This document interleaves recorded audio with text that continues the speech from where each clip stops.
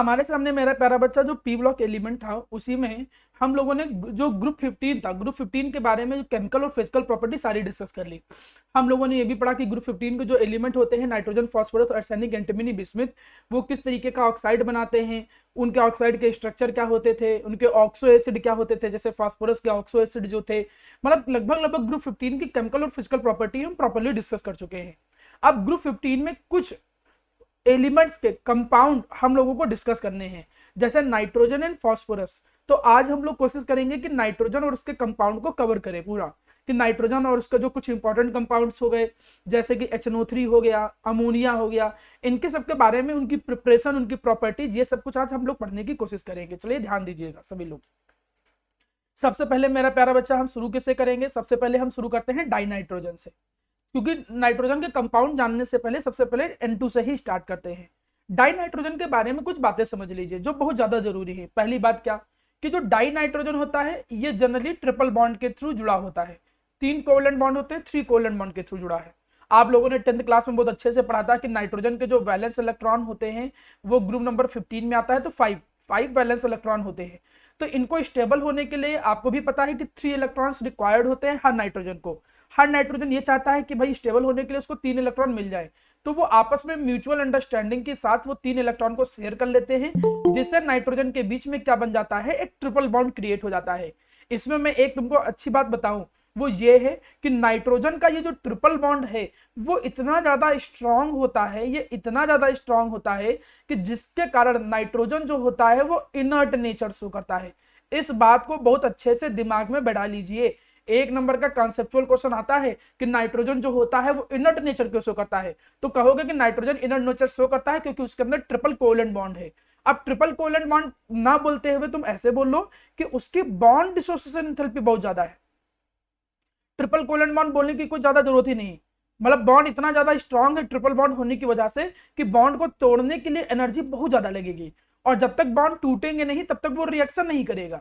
मतलब अगर हम नॉर्मली बात करें कि नाइट्रोजन तभी रिएक्ट करेगा जब नाइट्रोजन के बीच का बॉन्ड ब्रेक करेगा, और वो बॉन्ड को ब्रेक करने की एनर्जी इतनी ज्यादा होती है कि जनरली वो रिएक्ट ही नहीं करता है। तो इससे 2 क्वेश्चन बनते हैं कि नाइट्रोजन रूम टेम्परेचर पे इनर्ट क्यों होता है, बात नंबर 1। बात नंबर 2, नाइट्रोजन जो होता है वो ज्यादातर जितनी रिएक्शन शो करता है वो हाई टेम्परेचर पे करता है। मतलब नाइट्रोजन को तुम अगर किसी के साथ कंबाइन करोगे, जैसे नाइट्रोजन को हाइड्रोजन से कंबाइन करके अमोनिया ही बनाने की कोशिश करो, तब भी तुमको टेम्परेचर ठीक ठाक रखना पड़ेगा। ये नॉर्मल रूम टेम्परेचर पे नाइट्रोजन रिएक्ट नहीं करता है, रूम टेम्परेचर पे वो इनर्ट नेचर को ही शो करता है। तो नाइट्रोजन का जो एक बेसिक डाई नाइट्रोजन जो होता है उसका बेसिक एक लुईस डॉट स्ट्रक्चर आपके दिमाग में आया। अब शुरुआत उठता है, जितने भी हम कंपाउंड के बारे में डिस्कस करेंगे हम उनके बारे में 2 ही 3 बात पढ़ेंगे। पहली प्रिपरेशन, दूसरी मेरा प्यारा बच्चा हो गया कि उसकी केमिकल प्रॉपर्टीज और यूजेज अगर रहेंगे सिलेबस में। तो प्रिपरेशन भी 2 तरीके की होती है, एक होता है जिसको हम कहते हैं लैबोरेटरी प्रिपरेशन और एक होता है कॉमर्शियल प्रिपरेशन। इसके अलावा और भी बहुत सारे मोड होते हैं प्रिपेयर करने के, लेकिन लैबोरेटरी और कॉमर्शियल दोनों में एक थोड़ा सा अंतर होता है। कॉमर्शियली प्रिपेयर करने का मतलब ज्यादा अमाउंट में प्रिपेयर करना और वो सस्ता होना चाहिए, भले उसकी क्वालिटी बहुत अच्छी ना हो, भले उसके अंदर थोड़ी बहुत इंप्योरिटी हो। जैसे अगर मैं एक एग्जांपल के तौर पे बात करूं, मेरा प्यारा बेटा, हम सभी लोग नमक खाते हैं NaCl। अब आप NaCl को नॉर्मली लैब में बनाने की कोशिश करो, मैं 10th में भी जनरली यही एग्जांपल देता हूं कि भाई अब ऐसा तो है नहीं कि नमक आपको खाना है तो 1 किलो एसिड लाओगे और उसी में पता चला कि सोडियम हाइड्रोक्साइड लाओगे और फिर उसको रिएक्ट कराओगे एसिड बेस, तब भी तो नमक बनेगा NaCl प्लस वाटर। लेकिन पता चला ये 1 kg आप HCl लाए, पता चला 500 रुपीज, बहुत सस्ता पा गए। ये लाए आपका 400 रुपीज, बनाने में जो उसकी कॉस्ट आ गई लगभग 600 रुपीज, तो 1500 रुपए की तो कॉस्ट आ रही है। एडवर्टाइजिंग सबको जोड़ लो तो लगभग 3000 रुपीज किलो के हिसाब से तो तुम्हारा नमक पड़ेगा। इतना महंगा नमक तो नहीं खा पाएंगे। अब 2-4 भले खा लें, जैसे मतलब अफान हो गया और भी जो बच्चे हैं कि भाई 3000 रुपए किलो नमक खा सकते हैं, हम तो वही 30 रुपए वाला किलो टाटा नमक खाते हैं। तो अब इतना सस्ता नमक बनाने के लिए कॉमर्शियल, क्योंकि भाई जब कॉमर्शियल लेवल पे चीजें प्रिपेयर होती हैं तो वो सस्ती पड़ती हैं। जैसे आप लोग देखते हो कि जो इलेक्ट्रॉनिक्स होता है वो चाइना का इसीलिए सस्ता होता है क्योंकि वो बड़े स्केल पे बनाते हैं, कॉमर्शियल स्केल पे। तो कॉमर्शियल स्केल पे बनाना है तो कुछ ना करो, सी वाटर है। अब सी वाटर के अंदर क्या है, NaCl पड़ा ही है, वाटर को इवोपरेट कर दो, इवोपरेट करने से नमक तुम्हें मिल जाएगा।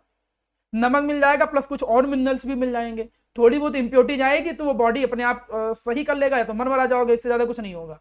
मतलब कॉमर्शियली सस्ता बेचने के चक्कर में ये रहता है कि वो क्वालिटी भले थोड़ी गिरा दे, लेकिन लार्ज स्केल पे प्रिपेयर करने का मतलब होता है कि वो थोड़ा चीप रहे। तो ये दोनों प्रिपरेशन का एक मतलब समझ में आया।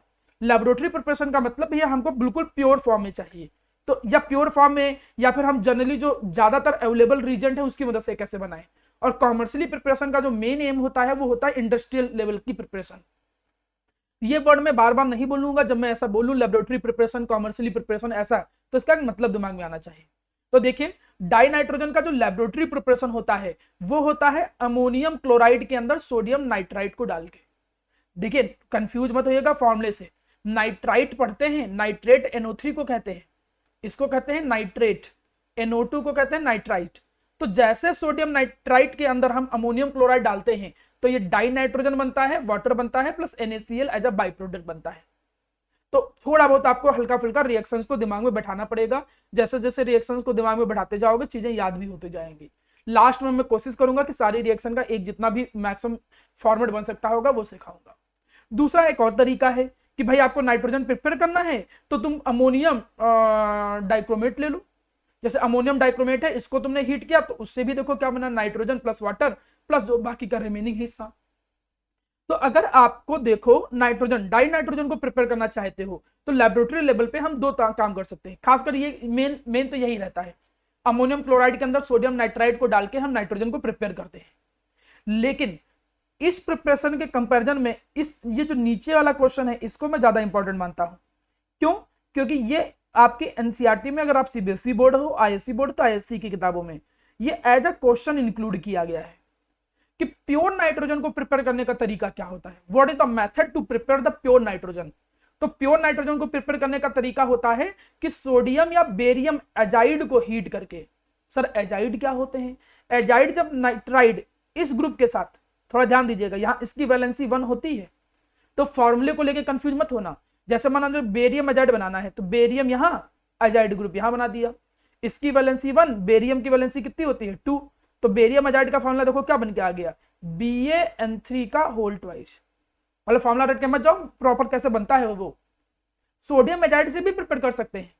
पता चला क्वेश्चन ऐसे पूछ ले, right the reaction for the preparation of die nitrogen by the help of sodium azide, और तुमको फॉर्मूला ही ना पता हो तो फॉर्मूला कैसे बनाओगे? सोडियम की वैलेंसी 1 और एजाइड जो होता है इसकी भी वैलेंसी 1, तो क्रॉस मल्टीप्लाई करोगे तो फॉर्मूला क्या आ जाएगा, NaN3। तो देखो ये एजाइड के फॉर्मूले बन गए। अब प्रिपेयर कैसे करोगे? जैसे बेरियम एजाइड है, आपको मालूम है कि भाई हमको बस केवल थर्मल डिकम्पोजिशन करना है। थर्मल डिकम्पोजिशन करने का मतलब हीट देना है। जैसे हम हीट देते हैं तो वो ब्रेक कर जाएगा। अब जितना भी नाइट्रोजन हो, सुनो, जितना भी नाइट्रोजन हो वो पूरे मतलब नाइट्रोजन पूरा मॉलिक्यूलर फॉर्म में N2 बना देता है। तो टोटल 6 मॉलिक्यूल नाइट्रोजन के दिख रहे हैं तो 3N2 बन जाएगा और मेटल जो है वो रिलीज हो जाएगा यहाँ पे। सिमिलरली अगर मैं सोडियम एजाइड की इक्वेशन लिखी नहीं है, मुझे इसी को बनाना हो सोडियम एजाइड से, हम सोडियम एजाइड से इसको प्रिपेयर करना चाहते हैं, फिर हीट करोगे। लेकिन इसको हीट करने से नाइट्रोजन ये पूरा बनाता है ना N2, तो इससे तो N2 बन नहीं पा रहा है, तो इसीलिए बैलेंस करने के लिए हम आगे 2 लगा देंगे। तो फिर से देखो वही आ जाएगा, 3N2 नाइट्रोजन बन गया प्लस सोडियम देखो यहाँ पर फ्री हो गया। तो ये मेथड ज्यादा एग्जाम में पूछा जाता है क्योंकि इससे जो नाइट्रोजन प्रिपेयर होता है वो ज्यादा प्योर होता है। तो एक क्वेश्चन आपसे एग्जाम में पूछा जाता है कि बताइए right a reaction for the preparation of pure nitrogen. तो ये बुक का क्वेश्चन है, इसलिए मैं इस पे थोड़ा इंपॉर्टेंट बोलता हूं, आप इसको इंपॉर्टेंट के तौर पे याद भी रखिएगा, ठीक है। डायरेक्ट कभी कभी एग्जाम में आ जाता है। आपको बस 2 ही चीज तैयार करनी है, लेबोरेटरी और जो मेन प्रिपरेशन तो बहुत सारी होती है। जैसे नाइट्रोजन की प्रिपरेशन में तुम देखो यहाँ पे, अब इनमें से कई सारी रिएक्शंस जो हैं वो एनसीईआरटी में इंक्लूड नहीं है, कुछ आईएससी में एक्स्ट्रा डाल दी गई हैं। तो रिएक्शंस तो आपको कई सारी मिल जाएंगी। जैसे फॉर एग्जांपल माना मुझे N2 को प्रिपेयर करना हो तो पहला तरीका देखो क्या हो गया, ये तो मैंने बताया ही था कि अमोनियम नाइट्राइट। अब आपको सर अमोनियम नाइट्राइट ये कहाँ बताया था हमको, तो पीछे जो तुम रिएक्शन देख रहे थे अमोनियम नाइट्राइट ही था। यहाँ जब वो रिएक्शन करेगा, देखो यहाँ रिएक्शन करेगा तो बनाएगा क्या, वो अमोनियम नाइट्राइट ही तो बनाएगा और प्लस NaCl। तो देखो ये क्या निकल गया, ये NaCl यहाँ निकल गया और अमोनियम नाइट्राइट को हीट करो तो N2 प्लस वाटर। मतलब यहाँ अमोनियम नाइट्राइट की जगह पर हमने इसको ब्रेक करके किया था, लेकिन यहाँ ये अमोनियम नाइट्राइट यूज कर रहे हैं तो NaCl नहीं बनेगा। बस इतना समझो कि यहां से होगा क्या, ये N2 निकलेगा, N2 और N2 के साथ साथ जितना वाटर निकाल सकते हो, मैक्सिमम वाटर कितना बनेगा, 4 हाइड्रोजन 2 ऑक्सीजन से मैक्सिमम वाटर कितना बनेगा, 2 वाटर मॉलिक्यूल बन जाएंगे। तो जैसे इसको हीट करोगे तो N2 प्लस 2 वाटर मॉलिक्यूल दे देगा। तो हम अमोनियम नाइट्राइड से भी बना सकते हैं। ये सेम वही प्रिपरेशन है जो पीछे पढ़ रखे थे। अमोनियम डाइक्रोमेट को हीट करके, ये भी रिएक्शन अभी आप पढ़ चुके हो। अमोनिया को हम ऑक्सीडाइज करके, अमोनिया को ऑक्सीडाइज करते हैं तब भी नाइट्रोजन प्रिपेयर हो जाता है। अमोनिया का अगर हम रिडक्शन करें, देखो यहाँ copper oxide, sorry oxidation. Oxidation का मतलब क्या होता है? ऑक्सीडेशन का मतलब होता है in term of hydrogen, hydrogen के टर्म में देखा जाए तो हाइड्रोजन का रिमूव होना, हाइड्रोजन के निकलने को ऑक्सीडेशन बोलते हैं। तो कॉपर ऑक्साइड जो है ये एक ऑक्सीडाइजिंग एजेंट है, ये इस अमोनिया से हाइड्रोजन को रिमूव कर देगा। जैसे हाइड्रोजन को रिमूव करेगा तो यहां से N2 प्रिपेयर हो जाएगा। ये जब क्लास 11th में होते थे ना, जब क्वालिटेटिव एनालिसिस और क्वांटिटेटिव एनालिसिस था, तब इसके बारे में थोड़ा बहुत बात किया गया था। ब्लीचिंग पाउडर के अंदर अमोनिया डाल दो तब भी N2 प्रिपेयर हो जाता है। ये देखिए ये एजाइड ग्रुप आ गए, सोडियम एजाइड, बेरियम एजाइड, ये क्या है? Sodium azide. इसको हीट करके नाइट्रोजन ऑक्साइड का के साथ हम अमोनिया की रिएक्शन करा करके, तो रिएक्शन यहाँ पर कई सारी है। अगर आप सीबीएसई बोर्ड के हो तब तो आपको इस फ्लो चार्ट के चक्कर में नहीं पड़ना है, फिर आपको केवल जो पिछले पेज में रिएक्शन जितनी देख रहे थे that is more than sufficient. आप केवल इतनी ही रिएक्शन याद करो, इससे ज्यादा तुम्हें कहीं और नहीं जाना है। लेकिन यहाँ पर हम ज्यादा रिएक्शन बताने का मतलब क्या है, ये यहाँ पर ये मतलब होता है कि जब तुम थोड़ा कॉम्पिटिटिव अप्रोच में जाते हो तो तुमको कई सारी प्रिपरेशन याद करनी पड़ती है। और उन प्रिपरेशन को याद कैसे किया जाता है? या तो कोई शॉर्टकट बना के, कोई ट्रिक बना के, नहीं तो ऐसे ही फ्लो चार्ट बना के। जैसे फ्लो चार्ट बना ले, इसमें ये डाले तो ये प्रिपेयर होगा, ये प्रिपेयर होगा, फिर प्रिपरेशन का एक फ्लो चार्ट बनाया जाता है। वैसे ही केमिकल प्रॉपर्टी का एक साथ फ्लो चार्ट बनाया जाता है। तो अगर आप सीबीएसई बोर्ड के हो तब तो आपको केवल इसी पेज पे ध्यान देना है। आईएससी में एक दो रिएक्शंस थोड़ी एक्स्ट्रा होंगी, वो मैं बाद में डिस्कस करूंगा जब आप लोगों के साथ बैठूंगा, ठीक है, जो जो बीच बीच में डिफरेंस है। तो नाइट्रोजन में मेनली आपको केवल ये 3 रिएक्शन पे ज्यादा फोकस करना है, आप चाहे जिस भी बोर्ड को इतना ध्यान दो। प्योर नाइट्रोजन बनाना है, अजाइड को हीट कर दीजिए। माना आपको लेबोरेटरी पे बनाना है तो आप अमोनियम नाइट्राइड बनता किससे है? Ammonium chloride plus sodium nitride की मदद से। उसकी जब साथ रिएक्शन कराओगे तो वो प्रिपेयर हो जाएगा, क्या कहते हैं, N2। अब यहां तक की चीजें हो जाने के बाद थोड़ा सा आगे बढ़ता हूं। नेक्स्ट देखिए बेटा, प्रॉपर्टीज ऑफ डाई नाइट्रोजन। जब मैं प्रॉपर्टीज ऑफ डाई नाइट्रोजन की बात कर रहा हूं तो थोड़ा इसको लेकर ध्यान से चीजें समझिएगा। मैं यहां पर इस केमिकल प्रॉपर्टी को डिस्कस कर चुका हूं। किस केमिकल प्रॉपर्टी को मैं डिस्कस किया हूं? कि डाई नाइट्रोजन जो होता है ये इनर्ट नेचर शो करता है। डाई नाइट्रोजन, अंशु सिंह के नाम से प्रियांशु तुम ही हो क्या? प्रियांशु? No sir. तो अंशु सिंह बेटा कौन है बच्चा? चलिए मुझे मैसेज कर दीजिएगा बेटा, मैं पढ़ा रहा हूँ, ठीक है, चलिए आप मैसेज करिएगा। अब मैंने यहाँ पर प्यारा बेटा बोला क्या कि जो डाई नाइट्रोजन होता है वो डाई नाइट्रोजन की कई सारी प्रॉपर्टी होती है, जिनमें से एक कॉन्सेप्चुअल क्वेश्चन ये कई बार पूछा जाता है जो यहाँ पर लिखा हुआ है। क्या है कॉन्सेप्चुअल क्वेश्चन? कि डाई नाइट्रोजन इनर्ट नेचर का होता है। इसको मैं क्वेश्चन बताता हूँ कैसे क्वेश्चन आता है। क्वेश्चन नंबर 1 ऐसे पूछा जाता है कि बताइए why N2 is inert nature, why N2 is inert in nature. N2 जो होता है वो इनर्ट नेचर का क्यों होता है एट द रूम टेम्परेचर। यह तो क्वेश्चन एक ऐसे पूछा जाएगा कि N2 जो होता है वो इनर्ट नेचर का क्यों होता है रूम टेम्परेचर पे। दूसरा क्वेश्चन कि वाई रिएक्शंस ऑफ N2, जो रिएक्शंस होती हैं N2 की वो अकर करती हैं एट हाई टेम्परेचर, वो केवल हाई टेम्परेचर पर ही अकर करती हैं। आप इन दोनों बातों का आंसर दीजिए। तो मैं इसका आंसर पूछूंगा किसी एक से। अथर स्वरूप आंसर बताओ इन दोनों क्वेश्चनों का। अगर क्वेश्चन एग्जाम में ऐसे आ गया तो क्या आंसर रहेगा? अथर स्वरूप, पीहू, कोई भी बता सकता है, फरहान? सर वो लोग हाईली मतलब कि वो स्ट्रॉन्ग बॉन्ड बना सकते हैं। हाँ, वो स्ट्रॉन्ग बॉन्ड बना सकता है कि स्ट्रॉन्ग बॉन्ड होता है? सर होता है। तो हाँ, आप कहोगे स्ट्रॉन्ग बॉन्ड होता है, फिर पूरी लाइन बोलनी पड़ेगी कि उसको ब्रेक करने के लिए ज्यादा एनर्जी लगेगी। तो इससे अच्छा एक वर्ड आप बोलिए, due to high bond dissociation enthalpy. क्योंकि उसको ब्रेक करने के लिए, उस बॉन्ड को ब्रेक करने के लिए एनर्जी इतनी ज्यादा लगती है कि भाई वो रिएक्ट अगर हमें कराना है रूम टेम्परेचर पे चाहोगे तो नहीं रिएक्ट करेगा, वो इनर्ट नेचर ही शो करेगा। और अगर तुम रिएक्ट कराना चाहते हो तो थोड़ी हीट बहुत ज्यादा देनी पड़ेगी, वो जब तुम हाई टेम्परेचर दोगे तभी मेरा बच्चा वो रिएक्ट करेगा। तो ये 2 क्वेश्चन क्रिएट होते हैं ये पहली लाइन से। तो ये जो पहली लाइन है वो क्या बताता है, ये हो गया। आप डेटा लिखना चाहते हो तो डेटा ये दे रखा है कि 946 किलो कैलोरी पर मोल, लगभग इतनी एनर्जी की जरूरत पड़ती है बॉन्ड को ब्रेक करने के लिए। अब आगे बढ़ते हैं। आगे की जब हम बात यहां पर आए तो देखो रिएक्शंस पे आए। आपको भी मालूम है कि कोई भी एलिमेंट जब नाइट्रोजन से कंबाइन करता है तो उसे नाइट्राइड कहते हैं। देखो सिंपल सा टास्क है, कोई ऑक्सीजन से कंबाइन करेगा एलिमेंट तो ऑक्साइड कहेंगे, कोई हेलोजन से कंबाइन करेगा तो हैलाइड कहेंगे, कोई सल्फर से कंबाइन करेगा तो सल्फाइड बोलते हैं। वैसे ही कोई भी एलिमेंट जब नाइट्रोजन से जुड़ता है तो उसे जनरली नाइट्राइड कहा जाता है, उसका करस्पॉन्डिंग। तो यहां पे जो हाईली इलेक्ट्रोपॉजिटिव मेटल होते हैं वो नाइट्राइड बनाते हैं। हाईली इलेक्ट्रोपॉजिटिव में कई सारे होते हैं, जैसे लिथियम का नाइट्राइड होगा, लिथियम, मैग्नीशियम, ये सब। अब ये नहीं कि इनका बैठ के फॉर्मूला याद करने जा रहे हो, फॉर्मूला सिंपल ही है। देखिए जैसे ये आया मैग्नीशियम, ठीक, और यहां पर ये N, इसकी वैलेंसी कितनी आ गई 3 नाइट्रोजन की, और यहां पर इसकी वैलेंसी कितनी आ गई 2। तो क्रॉस मल्टीप्लाई करोगे तो फॉर्मूला क्या आ जाएगा Mg3N2। तो देखो अब बच्चों वाली चीज सिखाई जा रही है आपको, क्लास 9 में पढ़ाया जाता है। जैसे लिथियम, उसकी वैलेंसी 1, नाइट्रोजन वैलेंसी 3, तो क्रॉस मल्टीप्लाई करोगे तो लिथियम नाइट्राइड बनेगा। अब इतना छोटा छोटा क्वेश्चन कोई आ जाए और उसमें भी तुमको सोचना पड़े, तब तो बड़ी चिंता वाली बात है। क्वेश्चन ऐसे आ जाए कि मैग्नीशियम Mg+N2 और बताओ बनाएगा क्या, तो बनाएगा वो Mg3N2। माना लिथियम प्लस N2 आ जाए तो आपको मालूम है कि भैया लिथियम नाइट्रोजन के साथ कंबाइन हो जाएगा तो लिथियम नाइट्राइड बनेगा। लेकिन अब बैलेंस तो आप कर ही सकते हो, बैलेंसिंग को इतना बड़ा टास्क नहीं है। 10th में बैलेंसिंग करके ही आप सीखे थे, एक ऐसी चीज जिसमें आप लोगों को लगा था कि यार कोई बहुत बढ़िया चीज सीखी है तुमने, मतलब पहली बार तुमको लगा कि केमिस्ट्री में कोई बहुत टैलेंटेड चीज सीखा। 10th में यही लगता है ना, बैलेंसिंग बढ़िया चीज है कोई, तो बैलेंस करके आप काम चला सकते हो। सभी लोग लगभग सीखते हैं, उस पर मेहनत करते हैं अधिकतर सारे बच्चे। अब इतनी चीज हो जाने के बाद नेक्स्ट देखो, नाइट्रोजन जो होता है जब ऑक्सीजन के साथ कंबाइन करेगा, जैसा कि बोल भी रखे हैं हम लोग, कोई ऐसे चुपचाप रिएक्ट नहीं करेगा। आप जितनी भी रिएक्शन देख रहे हो, हर रिएक्शन में देखो हीट किया जा रहा है, हीट किया जा रहा है। क्यों हीट किया जा रहा है? क्योंकि नाइट्रोजन रूम टेम्परेचर पर रिएक्ट ही नहीं करता है, बॉन्ड ब्रेक करना बहुत ज्यादा कठिन है।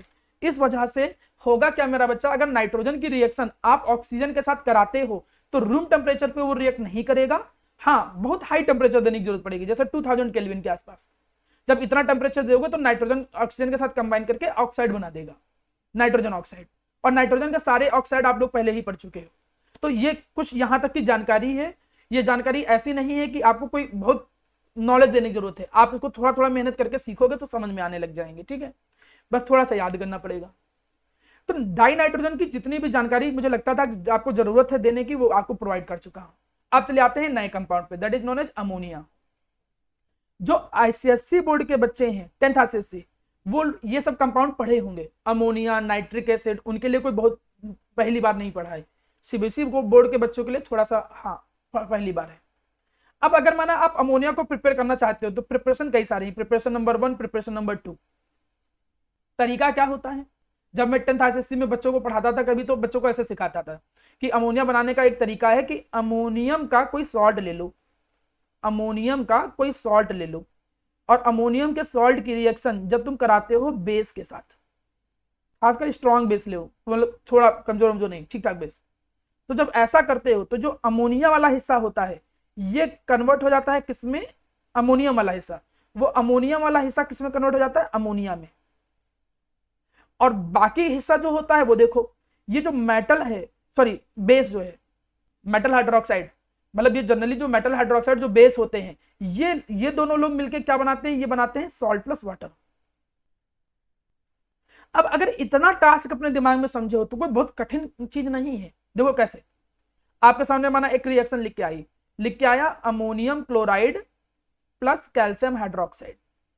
अगर प्रिपरेशन आया तो प्रिपरेशन भी याद कर सकते हो। माना आया अमोनिया की प्रिपरेशन कैसे करेंगे, तो एक तो हैबर प्रोसेस है, that is industrial process, commercial method है वो। लेबोरेटरी प्रिपरेशन में जब करते हो तो आपको ये बात याद आनी चाहिए। देखिए थोड़ा सा मगिंग अप तो करना पड़ेगा आपको, सर की बात याद आनी चाहिए कि सर ने कहा था कि यार अमोनिया बनाना है तो अमोनियम का कोई सॉल्ट लो और अमोनियम के किसी सॉल्ट की रिएक्शन बेस से कराओ। अब जैसे माना ये रिएक्शन आ गई एग्जाम में, कंप्लीट द रिएक्शन, अब याद नहीं आ रहा है, तो ये जो जनरल चीज होती थी, जनरल चीज तो 10 से तुम याद करते आए हो, क्या याद नहीं करते थे कि किसी भी कार्बोनेट के अंदर अगर हम एसिड डालते हैं, किसी भी कार्बोनेट के अंदर अगर एसिड डालते हैं तो salt plus water plus CO2 बनता है, एसिड और बेस मिलाते हैं तो सॉल्ट प्लस वाटर बनता है। तो उसी जनरल फॉर्मेट में कुछ यहां याद किया आपने याद किया कि यार अमोनियम का सॉल्ट है और बेस है, सर ने बताया था कि यहीं से अमोनिया निकलता है, तो यहां से क्या निकला, अमोनिया, तो ये आ गया NH3, ठीक है। अब इसमें बच क्या रहा है, Cl बच रहा है। Cl और ये बेस का जो मेटल होता है ये सॉल्ट बनाते हैं, तो Ca और Cl मिलकर सॉल्ट कौन सा बनाएंगे, कैल्शियम क्लोराइड, और बाकी बचा वाटर, खाली वाटर बन गया, तुरंत बैलेंस कर दीजिएगा। मतलब कोई उतना नहीं कि आप पूरी पूरी रिएक्शन याद कर पाना प्रैक्टिकली पॉसिबल नहीं है कि आप ऐसे याद करके जाओ 2 ammonium chloride plus this give plus 2, ऐसा नहीं याद हो सकता है। आपको एक थोड़ा थोड़ा तो फॉर्मेट दिमाग में रखना पड़ेगा। दूसरा देखो, दूसरा भी ऐसी ही रिएक्शन है, अमोनियम सल्फेट ले लिया, अमोनियम सल्फेट के अंदर बेस डाल दो, जरूरी नहीं कि NaOH ही डालो, तुम कैल्शियम हाइड्रोक्साइड भी डाल सकते हो। कैल्शियम हाइड्रोक्साइड डालते तो कैल्शियम सल्फेट बनता, लेकिन चलिए बेस यहां बदल दिया गया, ठीक, हमने बदल दिया माना बेस। अब आपको फिर से वही चीज, आपको पता है कि सर ने बताया कि अमोनिया से, अमोनियम जो हिस्सा है इससे बनता है अमोनिया, और ये जो बेस का मेटल होता है ये इसके साथ बनाएगा सॉल्ट, तो वैलेंसी के अकॉर्डिंग जब सॉल्ट बनाओगे तो सोडियम सल्फेट बनेगा और प्लस वाटर बनेगा। बाद में बैलेंस करना कोई बहुत कठिन टास्क नहीं है, 2-3 बार कम से कम मेरी बात मान के रिएक्शन लिखोगे तो आपको अपने आप चीजें समझ में आ जाएंगी। डायग्राम अगर आप देखना चाहते हो तो कुछ ऐसे इसकी प्रिपरेशन होती है। देखो, अमोनियम क्लोराइड के अंदर बेस डाला गया, जैसे बेस डाला गया तो यहां से क्या होता है, ये अमोनिया गैस प्रोड्यूस होती है। अमोनिया गैस को डाउनवर्ड डिस्प्लेसमेंट के थ्रू क्या कर लेते हैं हम लोग, कलेक्ट कर लेते हैं। इसमें ये देखो CO टावर डाला गया, CO टावर। CO टावर का काम क्या होता है कि अमोनिया के साथ साथ थोड़ा वाटर भी प्रोड्यूस हो रहा है, तो ऐसा ना हो कि अमोनिया के साथ साथ थोड़े वाटर के वेपर भी उसमें मिक्स हो जाएं। इसलिए जो CO होता है वो डिहाइड्रेटिंग रीजन का काम करता है, ये डिहाइड्रेटिंग रीजन का काम करता है। ये जो water as a moisture present होगा इसको क्या कर लेगा, एब्जॉर्ब कर लेगा, और तुमको ड्राई अमोनिया जो होगी यहां पर क्या हो जाएगी, कलेक्ट हो जाएगी। आप लोग जब इसी को 10th RCSC में थोड़ा आगे पढ़ते थे तो फाउंटेन टेस्ट करके पढ़ाया जाता था, कुछ फाउंटेन वाउंटेन करके, तो कोई बहुत बड़ा कठिन टास्क नहीं है अमोनिया की प्रिपरेशन का। अमोनिया की अगर लेबोरेटरी प्रिपरेशन देखा जाए तो अमोनियम सॉल्ट कोई ले लो और उसकी बेस के साथ रिएक्शन करा दो, अमोनियम वाला हिस्सा अमोनिया में कन्वर्ट होगा, बाकी सॉल्ट प्लस वाटर बनेगा। 2-3 बार दिमाग में लिखो, एक फ्लो चार्ट बना लो, सारी रिएक्शन पी ब्लॉक की एक जगह पे लिख लो और याद करो। थोड़ी तो मेहनत प्यारा बच्चा करनी पड़ेगी, ये चीज बिल्कुल अच्छे से दिमाग में बैठा के रखो, ठीक। अब आ गए हैं नेक्स्ट प्रिपरेशन पे, that is known as manufacturing of ammonia, और इसको हम क्या बोलेंगे, कॉमर्शियल प्रिपरेशन। इसको हम कहते हैं हैबर प्रोसेस से प्रिपेयर करना। हैबर प्रोसेस कई जगह पर क्लास 11 में भी यूज किया गया था। रिएक्शन कहता क्या है हैबर प्रोसेस, जैसे ही तुम नाइट्रोजन और हाइड्रोजन को 1:3 रेशियो में लेते हो तो अमोनिया प्रिपेयर होता है। यहां पे मैं एक बात बता दूं, यहां पे आयरन जो होता है वो हम लेते हैं एज अ कैटलिस्ट, ये मैं पढ़ा चुका हूं तुमको, एज अ कैटलिस्ट लेते हैं। और प्रोमोटर के तौर पे किसको लेते हैं, किसी को याद है एज अ प्रोमोटर? मॉलिब्डेनम। ठीक है, मॉलिब्डेनम जो हम लेते हैं एज अ प्रोमोटर लेते हैं। क्या होते हैं प्रोमोटर रोहित, प्रोमोटर्स क्या होते थे? सर जो कैटलिस्ट की एक्टिविटी इंक्रीज कर देते हैं। हाँ, जो कैटलिस्ट की एक्टिविटी इंक्रीज कर देते थे, ठीक है। अब ये रिएक्शन आप देख रहे हो, इस रिएक्शन में मैं कुछ बातें पहले बोलना चाहूंगा, प्रिपरेशन पर्सन तो आप थोड़ा समझ लो। रिएक्शन में हुआ क्या, देखो यहां से हाइड्रोजन और नाइट्रोजन को डाला गया, ये यहां पर आया भाई साहब, यहां पर देखो ये कैटलिस्ट मिला, कैटलिस्ट जैसे मिला तो उसने क्या बनाया, अमोनिया बनाया। अमोनिया बनाने के बाद ये कूलेंट है जो ठंडा कर देगा अमोनिया गैस को, और ये अमोनिया यहाँ नीचे कलेक्ट हो जाएगा। जो हाइड्रोजन और नाइट्रोजन रिएक्ट नहीं हुआ है, दिस इज अनरिएक्टेड। जरूरी नहीं कि हमने पास कराया और पूरा रिएक्ट ही कर जाए, जो रिएक्ट नहीं कर किया गया उसको दोबारा बैक करके वापस भेज दिया गया है, फिर वो कैटलिस्ट से पास करके तब अमोनिया बनाएगा। कुछ ऐसी रिएक्शन हो रही है। N2 प्लस, यहां पर रिएक्शन देखिए अगर, तो क्या हो रहा है, N2 प्लस H2, इसको यहां डाला जा रहा है, कैटलिस्ट यहां मिल जाएगा प्लेटिनम और मोलिब्डेनम, यहां अमोनिया बनाएगा। अमोनिया बनाने के बाद यहाँ पर कूलेंट वूलेंट है वो एब्जॉर्ब कर लेगा और मेन अमोनिया यहाँ से निकल जाएगी, और जो नाइट्रोजन हाइड्रोजन कंबाइन नहीं हुआ है उसको रिवर्स बैक करके हम वापस इसी कैटालिटिक हिस्से में डाल देते हैं। ये तो हैबर प्रोसेस है, सिंपल सी। इसकी मैं एक बात बताना चाहता हूं, इसमें 1 मार्क क्वेश्चन को थोड़ा लिख लो, ये 1 मार्क क्वेश्चन कई जगह पे हेल्प करेगा। वो 1 मार्क क्वेश्चन ये है कि क्या होती है favourable condition, what is the favourable condition for the preparation of ammonia. एक तो तुम डायरेक्ट लिख ही सकते हो कि यार iron as a catalyst, molybdenum as a promoter देना, ये सब देना, लेकिन इसको थोड़ा समझो। मैं यहां पर फेवरेबल कंडीशन के तौर पे बोलूंगा क्या, कि अमोनिया ज्यादा से ज्यादा बने। और अमोनिया ज्यादा कब बनेगा, ये एक इक्विलिब्रियम साइन है, रिवर्सिबल रिएक्शन है। तो अमोनिया तब ज्यादा बनेगा जब इक्विलिब्रियम किधर शिफ्ट होगा, फॉरवर्ड की तरफ शिफ्ट होगा। अब एक बात हमको देखो, रिएक्टेंट की तरफ टोटल मोल कितने हैं, 3 और 1 4 मोल, और प्रोडक्ट की तरफ टोटल मोल कितने हैं, 2 मोल। मतलब प्रोडक्ट की तरफ नंबर ऑफ मोल कितने हैं, लेस। और तुम चाहते क्या हो, तुम चाहते हो कि भाई ये शिफ्ट किधर हो, लेस नंबर ऑफ मोल की तरफ। अगर तुम ये चाहते हो कि भाई अमोनिया बनाने के लिए ये लेस नंबर ऑफ मोल की तरफ शिफ्ट हो, तो तुम्हें क्या लगता है प्रेशर क्या रखना पड़ेगा? ली चैटली प्रिंसिपल क्या कहता इंक्रीज। था? हाँ, तो वहां पर तुम्हें क्या रखना पड़ेगा? हाई प्रेशर रखना पड़ेगा, क्योंकि ये रूल होता था कि अगर हम प्रेशर हाई करते हैं तो इक्विलिब्रियम किधर शिफ्ट होता है? लेस नंबर ऑफ गैसेस मोल की तरफ। एक बात ऐसा समझो, ये ली चैटली प्रिंसिपल था, क्लास 11 में इक्विलिब्रियम में पढ़ाया गया था। इक्विलिब्रियम इधर शिफ्ट हो या इधर शिफ्ट हो, लेफ्ट या राइट, नियम क्या होता है? इक्विलिब्रियम जिधर शिफ्ट होगा उधर की चीज ज्यादा बनेगी। अगर रिएक्टेंट की तरफ शिफ्ट होगा मतलब प्रोडक्ट कम बनने लगेगा। तो यहां हम प्रोडक्ट की तरफ शिफ्ट करना चाहते हैं और प्रोडक्ट की तरफ गैस के मोल कितने हैं? कम है, और कम मोल की तरफ शिफ्ट करना चाहेंगे तो प्रेशर हाई रखना पड़ेगा। तो एक कंडीशन यहां पर यह निकल के आई कि हैबर प्रोसेस के दौरान मुझे जो प्रेशर होता है वो हाई रखना पड़ेगा, ये एक कंडीशन होगी। अब टेम्परेचर पे आ जाओ। ये रिएक्शन तुमको क्या दिख रहा है, एक्सोथर्मिक है कि इंडोथर्मिक है? जो रिएक्शन दिख रहा है आपको कोई बताएगा, एक्सोथर्मिक रिएक्शन है कि इंडोथर्मिक है? थर्मोकेमिकल इक्वेशन है, देख एक्सोथर्मिक। हाँ, ये एक्सोथर्मिक है क्योंकि माइनस साइन है डेल्टा एच का। तो कभी भी कोई एक्सोथर्मिक रिएक्शन है, अगर बना प्रोडक्ट में डेल्टा एच निगेटिव है मतलब एक्सोथर्मिक है। तो अगर फॉरवर्ड रिएक्शन तुम देख रहे हो कि फॉरवर्ड रिएक्शन है एक्सो और बैकवर्ड रिएक्शन क्या है? इंडो। और तुम चाह रहे हो कि इक्विलिब्रियम फॉरवर्ड ही शिफ्ट हो, मतलब तुम चाह रहे हो कि इक्विलिब्रियम एक्सो की तरफ शिफ्ट हो। और इक्विलिब्रियम एक्सो की तरफ कब शिफ्ट होता है? इक्विलिब्रियम एक्सो की तरफ तब शिफ्ट होता है जब टेम्परेचर तुम क्या रखो? लो रखो, तब एक्सो की तरफ शिफ्ट होता है। उल्टा पैटर्न चल रहा था, तो यहां पर तुमको टेम्परेचर क्या रखना पड़ेगा? लो टेम्परेचर रखना पड़ेगा। You have to put the low temperature. अब लो टेम्परेचर का मतलब ये भी नहीं कि नाइट्रोजन रिएक्ट ही ना करे, क्योंकि नाइट्रोजन को रिएक्ट कराने के लिए आपको भी मालूम है कि यार रूम टेम्परेचर पर रिएक्शन नहीं करता है। आप देखोगे तो उतना इतना भी लो टेम्परेचर नहीं रखा जाता है, लेकिन मतलब ये नहीं कि बहुत हाई बचाने की कोशिश करते हैं, मतलब ये नहीं कि हाई रखेंगे तो और जल्दी टूटेगा, वो ठीक है। लेकिन जो फेवरेबल कंडीशन एज इक्विलिब्रियम के तौर पर निकल के आ रहा है वो थोड़ा सा लो रखो। अगर ब्रेक करने के लिए आप देख रहे थे कितनी जरूरत पड़ रही थी आपको? लगभग 946 किलो जूल, तो 1100-1200 किलो कैलोरी के आसपास रखो, किलो कैलोरी के आसपास काम चल जाएगा तुम्हारा।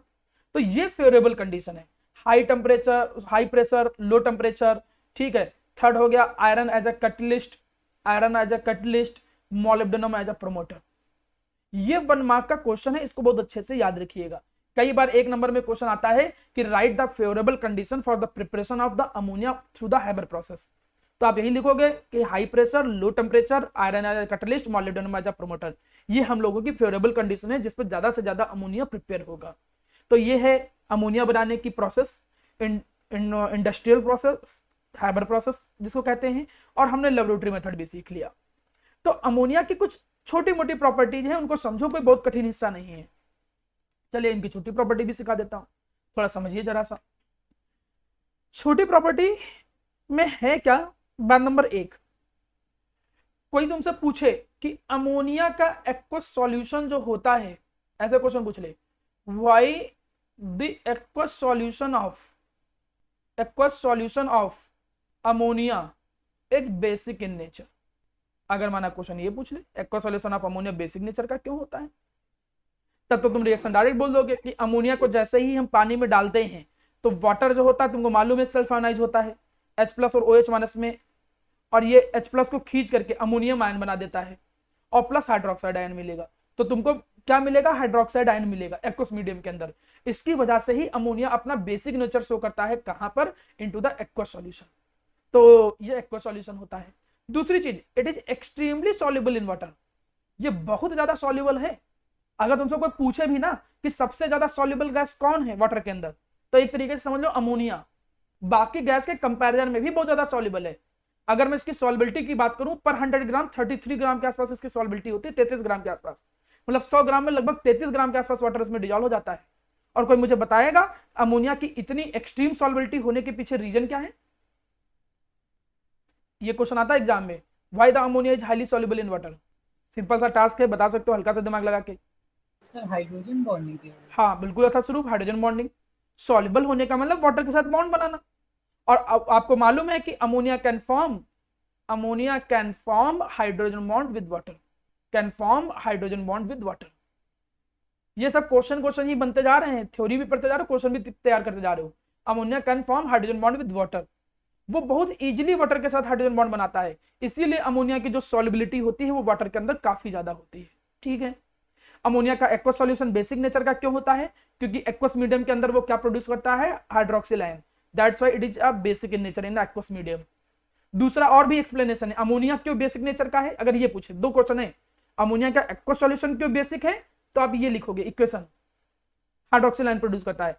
अमोनिया क्यों बेसिक नेचर का है, केवल इतना है, अगर केवल इतना है कि अमोनिया क्यों बेसिक नेचर का है, तो आप बोलोगे कि अमोनिया के पास लोन पेयर है, और लोन पेयर के कारण इसकी टेंडेंसी इलेक्ट्रॉन को डोनेट करने की होती है, ये इलेक्ट्रॉन को डोनेट करने की टेंडेंसी रखते हैं। और आपको क्लास 11 में पढ़ाया गया है कि जिसकी टेंडेंसी इलेक्ट्रॉन को डोनेट करने की होती है वो कहलाते क्या हैं? वो कहलाते हैं Lewis base, they are known as Lewis base, उन्हें लुईस बेस कहते हैं।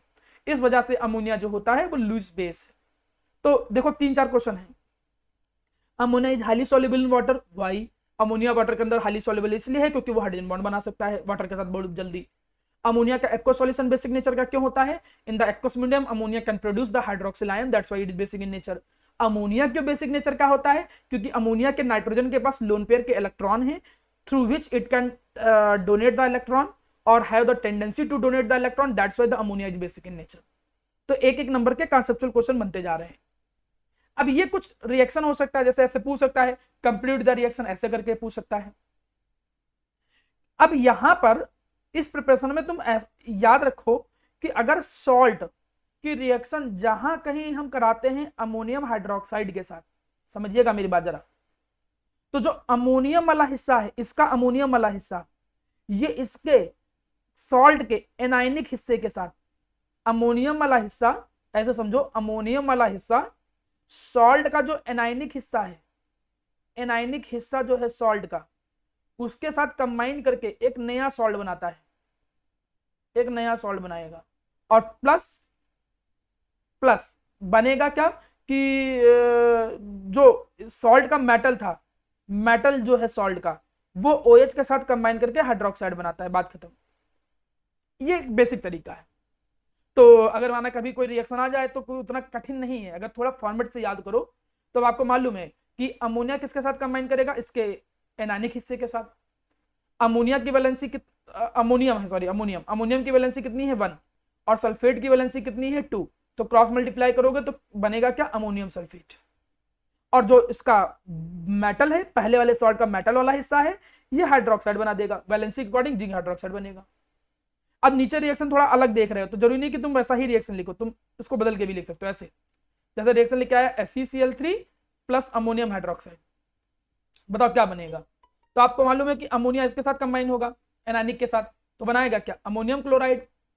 और Fe OH के साथ कंबाइन करेगा। Fe यहाँ पर कौन से वैलेंसी में? 3 वैलेंसी में, फेरिक है ये, तो फेरिक है तो फेरिक हाइड्रोक्साइड बनाएगा। तो आप ये बना दीजिए, जरूरी नहीं कि आप ऐसे लिखो Fe2O3.XH2, ऐसे लिखने की जरूरत नहीं है, आप ऐसे लिखो तब भी सही है। एक्चुअली में वो लिखा एक ही चीज है, अगर आप प्रॉपर्ली देखो तो आप ऐसे भी रिएक्शन लिखोगे तब भी आपको मार्क्स मिलेंगे। नीचे वही चीज लिखा है कि अमोनिया जो होता है वो लुईस बेस का काम इसलिए करता है क्योंकि इसके पास लोन पेयर के इलेक्ट्रॉन है, और जब लोन पेयर के इलेक्ट्रॉन है तो एक बात समझो कि ये लिगेंड्स का भी काम कर सकता है। कोऑर्डिनेशन कंपाउंड में बताया था मैंने, कोऑर्डिनेट बॉन्ड बनाने में हेल्प करता है। मतलब कई सारे कॉम्प्लेक्स कंपाउंड जब बनते हैं तो उसमें जो इलेक्ट्रॉन डोनेट करते हैं उनको बोलते हैं लिगेंड्स, उनको क्या बोलते हैं? लिगेंड्स बोलते हैं। जिन्होंने पढ़ा था ये चैप्टर उनको मालूम होगा ये बात। तो यहां पर क्या होता है कि अमोनिया को जब पुट किया जाता है किसी कॉपर आयन के साथ, तो वो देखो बना क्या रहा है? एक कॉम्प्लेक्स क्रिएट कर दे रहा है। यहां पर थोड़ा ध्यान समझिएगा, वो क्या क्रिएट कर दे रहा है? एक कॉम्प्लेक्स क्रिएट कर दे रहा है, जो कि किस कलर का है? डीप ब्लू कलर का। इस पे इंपॉर्टेंट लगा लो, ये कई बार पूछा जाता है एग्जाम में। ऐसा ही क्वेश्चन क्लास 11 में पूछा जाता था कि जो अमोनिया होता है, ammonia in presence of copper ion produce a deep colour blue solution, why? वो डीप कलर का ब्लू सॉल्यूशन को क्रिएट करता है। तो आप बोलोगे कि अमोनिया के पास लोन पेयर के इलेक्ट्रॉन है, तो वो उन्हीं लोन पेयर के इलेक्ट्रॉन को डोनेट करके कॉपर आयन के साथ कंबाइन करके एक कॉम्प्लेक्स बनाता है, और वो जो कॉम्प्लेक्स होता है वो डीप ब्लू कलर का होता है। तो आप ये देखिए, नीचे भी वही चीज है, नीचे भी वही चीज है कि अमोनिया जो है इसके साथ कंबाइन करके कॉम्प्लेक्स बना रहा है, लेकिन जो इनमें से क्वेश्चन आता है ये ऊपर वाला ज्यादा आता है, डीप ब्लू कलर का। इसलिए ये अलग क्वेश्चन पे ज्यादा ध्यान देना, इसको लिखने की भी प्रैक्टिस कर लेना। अब यहाँ पर थोड़ा ध्यान दीजिएगा, नाइट्रिक एसिड जो होता है वो आज की क्लास में हम लोगों को प्रॉपरली कवर करना है, और नाइट्रिक एसिड में जो इनकी रिएक्शन होती है वो बहुत इंटरेस्टिंग है, थोड़ा ध्यान सुनिए। सबसे पहले हम बात करते हैं यहाँ पर नाइट्रिक एसिड की लेबोरेटरी प्रिपरेशन की। आपको मालूम है लेबोरेटरी और कॉमर्शियल प्रिपरेशन दो ही होती हैं। कॉमर्शियल प्रिपरेशन में जाएंगे तो ऑस्टवाल्ड प्रोसेस आ जाएगा, और लेबोरेटरी प्रिपरेशन आपके सामने है। लेबोरेटरी प्रिपरेशन भी उतना कोई कठिन नहीं है। आपको पता है क्या, हमें नाइट्रिक एसिड बनाना है तो नाइट्रेट तो लेना पड़ेगा, क्योंकि नाइट्रिक एसिड में NO3 दिख रहा है, तो NO3 तो तभी मिलेगा जब कोई नाइट्रेट लोगे। तो कोई भी सिंपल सा नाइट्रेट ले लीजिए, और सबसे सिंपल सा नाइट्रेट तो सोडियम नाइट्रेट ही है, तो इसीलिए आपने यहाँ पर क्या ले लिया, सोडियम नाइट्रेट। ये प्रिपरेशन का मतलब ये नहीं है कि अगर तुम कोई और नाइट्रेट लेते तो प्रिपेयर ना होता। मतलब जनरली हम कहीं ना कहीं क्वालिटी को ध्यान में रख के, ज्यादा इंप्योरिटीज ना हो, इसलिए एक सिलेक्टेड प्रोडक्ट रिएक्टेंट लिया गया है, अदरवाइज तुम कोई भी नाइट्रेट ले सकते थे। अब इस नाइट्रेट के अंदर तुम्हें हाइड्रोजन लाना है, और आपको मालूम है कि हाइड्रोजन किसकी मदद से आता है, एसिड की मदद से। तो एक सिंपल टास्क अगर दिमाग में रखो तो आपको पता चल जाएगा कि सोडियम नाइट्रेट अगर हम लेते हैं और सोडियम नाइट्रेट के अंदर अगर हम एसिड डालते हैं तो ऐसा पुट करने पे सीधे मेरा प्यारा बच्चा नाइट्रिक एसिड बन जाएगा। एक सिंपल सी प्रिपरेशन है। आप नीचे रिएक्शन को देख भी सकते हो, रिएक्शन दिख रही है कि आप अगर यहाँ पर सोडियम नाइट्रेट या पोटेशियम नाइट्रेट कोई भी ले रहे हो, उसके अंदर जैसे ही सल्फ्यूरिक एसिड डालते हो तो यहाँ पर आप देखोगे कि नाइट्रिक एसिड प्रिपेयर हो जाएगा। इस नाइट्रिक एसिड को ग्लास रिजॉर्ट के थ्रू ले गए, यहाँ से ऊपर हमने उसको थोड़ा कूल कर दिया, कूल करके कंडेंस कर दिया, और नाइट्रिक एसिड देखिए यहाँ पर कलेक्ट हो गया है। नाइट्रिक एसिड की एक सिंपल सी प्रिपरेशन होती है। जनरली नाइट्रिक एसिड कलरलेस होता है, लेकिन उसके अंदर कितनी इंप्योरिटी है उस बेसिस पे इसके कई सारे टाइप होते हैं, जैसे yellow and red fuming liquid. Actually fuming word तब आता है नाइट्रिक एसिड के साथ जब उसके अंदर इंप्योरिटी प्रेजेंट होती है, और किसकी इंप्योरिटी प्रेजेंट होती है, नाइट्रोजन डाइऑक्साइड की। Nitrogen dioxide as a impurity present होता है, और नाइट्रोजन डाइऑक्साइड का कितना कंसंट्रेशन प्रेजेंट होता है उस बेसिस पे कई टाइप आते हैं, जैसे रेड फ्यूमिंग लिक्विड होता है, व्हाइट फ्यूमिंग लिक्विड भी होता है। तो वो सब केवल डिपेंड करता है कि NO2 की इंप्योरिटी कितनी है। NO2 की इंप्योरिटी की बेसिस पे नाइट्रिक एसिड का कलर भी चेंज होता रहता है। वैसे नाइट्रिक एसिड जो होता है वो प्योर फॉर्म में कलरलेस ही होता है। ये हो गई बात नंबर 1। यहां तक कि थोड़ी थोड़ी बातें हम लोगों को जानली पता भी है। अब जो हम यहां पर डिस्कस करने वाले हैं वो है कॉमर्शियल प्रिपरेशन। इस कॉमर्शियल प्रिपरेशन को हम बोलते हैं ऑस्टवाल्ड प्रोसेस। अब देखिए, ये उम्मीद मत करो कि 3 नंबर में कोई ऐसा क्वेश्चन आएगा कि draw the neat and clean diagram of Ostwald process और बना के समझाओ। डायग्राम तो वैसे इस तरीके से देखो यहाँ सामने दिया भी है, लेकिन अब वैसा क्वेश्चन नहीं आता है। ज्यादातर क्वेश्चन कैसे आते हैं, 1 नंबर का क्वेश्चन आ जाएगा कि write the reaction involve during the Ostwald process, या कोई कॉन्सेप्चुअल क्वेश्चन आ जाएगा। तो मतलब 1 या 2 नंबर के क्वेश्चन ज्यादातर पी ब्लॉक से बनते हैं। अब समझिए कैसे करना है। सबसे पहले ऑस्टवाल्ड प्रोसेस में हम करते क्या है, इन रिएक्शंस को थोड़ा समझिएगा, फिर मैं डायग्राम के थ्रू भी समझाऊंगा। सबसे पहले हम अगर HNO3 बनाना चाहते हैं नाइट्रिक एसिड, तो अमोनिया लेते हैं और उसको ऑक्सीडाइज करते हैं। एक बात तुम प्यारा बच्चा थोड़ा समझो, ऑक्सीडाइज करने का मतलब क्या होता है। ऑक्सीडाइज करने का मतलब होता है हाइड्रोजन का रिमूवल। ऑक्सीडाइज करने का मतलब होता है हाइड्रोजन का रिमूवल भी। तो सबसे पहले ये अमोनिया ऑक्सीडाइज होता है, और किसमें, NO में। इसमें से तुम हाइड्रोजन निकाल दो, जैसे हाइड्रोजन निकालोगे तो क्या बनेगा, वाटर बनेगा। खुद ही तुम समझो। और वाटर फ्री से तो बना नहीं पाओगे, इवन नंबर का होता तभी वाटर बना पाओगे, क्योंकि एक वाटर में 2 मॉलिक्यूल होते हैं। तो इवन नंबर लाने के लिए यहाँ पर 2 मोल आपने ले लिए, तो अब वाटर भी क्लियर होगा कि कितना बनेगा। ये वाटर बन जाएगा आपका 3 वाटर मॉलिक्यूल, या फिर आप अपने अकॉर्डिंग चेंज भी कर सकते हो। 3 वाटर मॉलिक्यूल बन गया, और बाकी नाइट्रोजन ऑक्साइड बनता है। ये पहली रिएक्शन है, this is the first reaction. लेकिन ये जो रिएक्शन होता है ये बहुत ज्यादा हाई टेम्परेचर पे हो रहा है। अगर तुम देखो तो 700 to 800 डिग्री सेल्सियस पे हो रहा है। अब हम जब ये वाला हिस्सा जो बनके निकला है, इतने टेम्परेचर को हम नहीं बियर कर सकते नेक्स्ट प्रोसेस के लिए, तो थोड़ा सा कूल किया जाता है। कूल करने के लिए देखो उसको किससे पास किया गया, हीट एक्सचेंजर से। हीट एक्सचेंजर कुछ नहीं करता है, वो एक ठंडा पानी लेके आता है और उसको क्या करता है, कूल करता है। वो जो इन्वायरमेंट 700 डिग्री सेल्सियस का है उसको कहां तक लेके आता है, 50 डिग्री सेल्सियस तक। अब अगले स्टेप पे क्या होता है कि ये जो नाइट्रोजन ऑक्साइड बना है इसको फर्दर ऑक्सीडाइज किया जाता है। जब हम इसको फर्दर ऑक्सीडाइज करेंगे 50 डिग्री सेल्सियस पे, तो बनता क्या है, नाइट्रोजन डाइऑक्साइड। और लास्ट में यही नाइट्रोजन डाइऑक्साइड जो होता है ये वाटर और ऑक्सीजन की प्रेजेंस में कंबाइन होके क्या बना देता है मेरा प्यारा बच्चा, HNO3 बना देता है। तो ये 3 रिएक्शन है, बस इतना आपको याद रखना है। मैं एक बार फिर से बार बार बता रहा हूं कि बोर्ड के अगर क्वेश्चन को मैं ध्यान में रख के बातें करूं तो इस बात के चांस कम है कि आपसे डायग्राम बना के क्वेश्चन पूछे। इस बात की पॉसिबिलिटी ज्यादा बनती है कि केवल वो डायरेक्ट रिएक्शन पूछे कि ऑस्टवाल्ड प्रोसेस में कौन सी रिएक्शन इन्वॉल्व होती है, आप उसको बताइए। ऑब्जेक्टिव क्वेश्चन में भी कई बार पूछा गया है।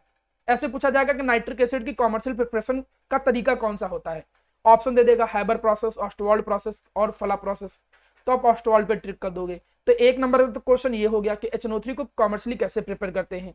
दूसरा क्वेश्चन क्या हो गया कि इसकी इक्वेशन। अब इक्वेशन सिंपल है, सबसे पहले आप अमोनिया लोगे, अमोनिया को ऑक्सीजन में डालोगे, जैसे पुट करोगे तो मेरा अच्छा NO प्लस वाटर बना देगा। बैलेंस करना है वो आप कर ले जाओगे, ठीक। सेकंड पे ये नाइट्रोजन ऑक्साइड का फर्दर ऑक्सीडेशन होता है ऑक्सीडेशन चैम्बर में, और वो बना देता है नाइट्रोजन डाइऑक्साइड। पहली रिएक्शन 700 डिग्री सेल्सियस पे होती है, 700 से 800, और अगली 50 पे होती है। और ये जो नाइट्रोजन डाइऑक्साइड बना है, इस नाइट्रोजन डाइऑक्साइड को जैसे ही वाटर की प्रेजेंस में हम लाते हैं, ये बना क्या देता है मेरा प्यारा बच्चा, HNO3 बना देता है। सिंपल सी 3 रिएक्शन याद करनी है। इन्हीं रिएक्शन को थोड़ा डायग्राम के थ्रू भी समझ लो। देखो ये है रिएक्शन, सबसे पहले हमने अमोनिया लिया और एयर लिया, एयर बोले तो O2। जैसे हमने इसको पुट किया तो आपने देखा कि यहां पर कैटलिस्ट भी यूज होता है, प्लेटिनम एंड रोडियम गेज, जैसे कि यहां पर प्लेटिनम एज अ कैटलिस्ट लिया जाता है। तो यहां पर सबसे पहले कैटलिस्ट से हमने पास कराया। आपको मालूम है कि अमोनिया, ये आपको पहले से मालूम है कि अमोनिया जब रिएक्ट करेगा O2 के साथ तो बनाएगा क्या, NO प्लस वाटर बनाएगा। तो चलो जी भैया NO बन गया यहाँ पे। लेकिन ये जो रिएक्शन हो रही थी देखो 700 से 800 डिग्री सेल्सियस पे हो रही थी, यहाँ 850 लिखा है, लेकिन आप 700 to 800 डिग्री सेल्सियस है, काफी ज्यादा है। तो हीट एक्सचेंजर यूज किया गया। हीट एक्सचेंजर उसके टेम्परेचर को कम करके लाएगा, कम करके कहां तक लाएगा, 50 डिग्री सेल्सियस तक लाएगा। अब ये NO जो था फर्दर फिर ऑक्सीजन के साथ कंबाइन होगा, कैसे, ऑक्सीडेशन चैम्बर में। ये ऑक्सीडेशन चैम्बर में गया, जैसे ऑक्सीडेशन चैम्बर में गया तो NO plus O2 further oxidise हो गया, दैट इज NO2। अब आपके मन में आएगा कि सर ये क्या लिखा हुआ है, यहाँ NO भी लिखा है, O2 भी लिखा है, प्लस वाटर भी लिखा है। तो NO प्लस वाटर तो बनता ही था, ये तो तुमको भी मालूम है। लेकिन जो एयर पास कराया है वो एयर भी यहाँ पर ऐसे पास होते हुए निकलेगी, O2 जो है। अब सिमिलरली यहाँ पर हम गए, यहाँ पर बना क्या है, NO2 बना है। तो NO2 तो दिख रहा है, सर ये बगल में NO क्या काम कर रहा है। हो सकता है कि कुछ NO ऑक्सीडाइज ना हुई हो, जो NO ऑक्सीडाइज ना हुई होगी वो यहाँ पर प्रेजेंट रहेगी। तो NO और NO2 का एक मिक्सचर मिल गया। फिलहाल सेकंड रिएक्शन पे तुमको NO2 मिल गया। अब ये जो NO2 आगे पास होके गया है उसको हमने किससे रिएक्ट कराया, HNO3 के साथ। जैसे HNO3 उसके साथ मिक्स होता है, सॉरी गलत बोल गया मैं, जैसे ही वाटर, यहाँ पर फॉर्मूला थोड़ा गलत बनाए हैं, यहाँ पर अब देखो वाटर डाला गया, जैसे ही ये वाटर डाला गया तो वाटर के डालने पर ये NO2 जो होता है ये क्या कर देता है मेरा प्यारा बच्चा, HNO3 बना देता है। It will form the HNO3। तो यहाँ पर HNO3 मिल गया। एक कंटेनर आप आगे देख रहे हो, वो कंटेनर एक्चुअली बीच में आ गया। ये कंटेनर क्या कर रहा है कि जो HNO3 अभी बना रहे थे तुम, वो थोड़ा सा कंसंट्रेटेड था। तो तुमको अगर डाइल्यूट करना है तो देखो इस HNO3 को ऐसे पाइप के थ्रू लाया गया और वाटर के थ्रू उसको पुट करके हल्का सा डाइल्यूट भी किया जा सकता है। तो वो वही चीज है, बाकी ये कंटेनर बीच में एक्स्ट्रा आ गया है। बाकी आपको जो ज्यादा ध्यान रखना है वो केवल रिएक्शन पे ध्यान देना है। आपको ये पता होना चाहिए HNO3 को कैसे प्रिपेयर करते हैं कॉमर्शियली, ऑस्टवाल्ड प्रोसेस से। रिएक्शन क्या होता है, ammonia plus O2 give NO, NO फिर से ऑक्सीडाइज होता है NO2 में, और NO2 वाटर के साथ कंबाइन करके HNO3 बनाता है। देखिए ऐसा ही कुछ रिएक्शन आप सल्फ्यूरिक एसिड में भी देखोगे। तो रिएक्शन उतनी कठिन नहीं है, याद की जा सकती है। जो कठिन है उस पे हम आते हैं, वो ये है इन रिएक्शन को याद करना। आप कई बार अगर आप CBSE बोर्ड में हो तो पिछले साल का पेपर थोड़ा छोड़ दीजिएगा, क्योंकि उसमें ये हटा दिया गया था, सिलेबस रिमूव कर दिया गया था। अदरवाइज तुम किसी भी साल में जाओगे तो आपको ये HNO3 की रिएक्शन पक्का मिलेंगी। HNO3 with copper, HNO3 with iodine. अब सर क्या ये पूरी रिएक्शन हम याद करके जाएं, 4Zn + 10HNO3 क्या देगा, क्या इसको याद कर सकते हैं? तो इसको मैं थोड़ा सा एक पैटर्न के थ्रू याद कराने की कोशिश करवाता हूं, लेकिन उससे पहले कुछ बातें करते हैं। HNO3 कलरलेस होता है, प्योर की फॉर्म में आपको बताया गया, लेकिन जैसे जैसे इसमें NO2 की इम्प्योरिटी आती है वो कलर चेंज करने लगता है, वो हल्का सा येलोविश होने लगता है, ज्यादा होगा तो रेडिश होने लगेगा। तो ये सब बातें आपको मालूम है। ये भी आपको मालूम है कि HNO3 जो है वो ज्यादातर सारे मेटल के साथ कंबाइन करता है, लेकिन कुछ जो नोबल मेटल होते हैं जैसे प्लेटिनम, इनके सबके साथ, गोल्ड, इनके सबके साथ नहीं रिएक्ट करता है। पता चला एक क्वेश्चन आ जाए कि write the name of metal जिसके साथ HNO3 नहीं रिएक्ट करता है, तो गोल्ड एंड प्लेटिनम जो नोबल मेटल होते थे। अब आगे की बात करो, सर हम ये रिएक्शन कैसे याद करें, थोड़ा हमें ये बताइए ये रिएक्शन कैसे याद करें। प्लेटिनम और गोल्ड जो होते हैं ये तो नोबल मेटल है इसलिए रिएक्ट नहीं करते हैं, बात नंबर एक। और कुछ और मेटल है जैसे क्रोमियम, एल्युमिनियम, सर ये क्यों नहीं रिएक्ट करते हैं, क्योंकि HNO3 होता है एक ऑक्सीडाइजिंग एजेंट। तो करता क्या है कि एल्युमिनियम जब HNO3 से रिएक्ट करता है तो ये एल्युमिनियम को ऑक्सीडाइज करेगा और एल्युमिनियम के ऊपर Al2O3 की एक लेयर चढ़ा देगा। जैसे हमने कहा ये एल्युमिनियम है, अब जब हम उसको नाइट्रिक एसिड के कांटेक्ट में लाएंगे तो एल्युमिनियम पहले नाइट्रिक एसिड के साथ कंबाइन करके Al2O3 की एक लेयर बना देगा। एक नॉर्मली तुम देखो जब एल्युमिनियम बिल्कुल नया होता है तो साइन करता है, लेकिन कुछ टाइम के बाद हल्का सा उसका कलर डल हो जाता है। डल होने का रीजन क्या है कि वो एल्युमिनियम एटमॉस्फेयर के ऑक्सीजन से कंबाइन करके Al2O3 की लेयर बनाता है। तो यहां पर प्लेटिनम और गोल्ड के साथ HNO3 क्यों नहीं रिएक्ट करता है, क्योंकि वो नोबल मेटल है, नोबल मेटल रिएक्ट ही नहीं करते किसी के साथ जनरली।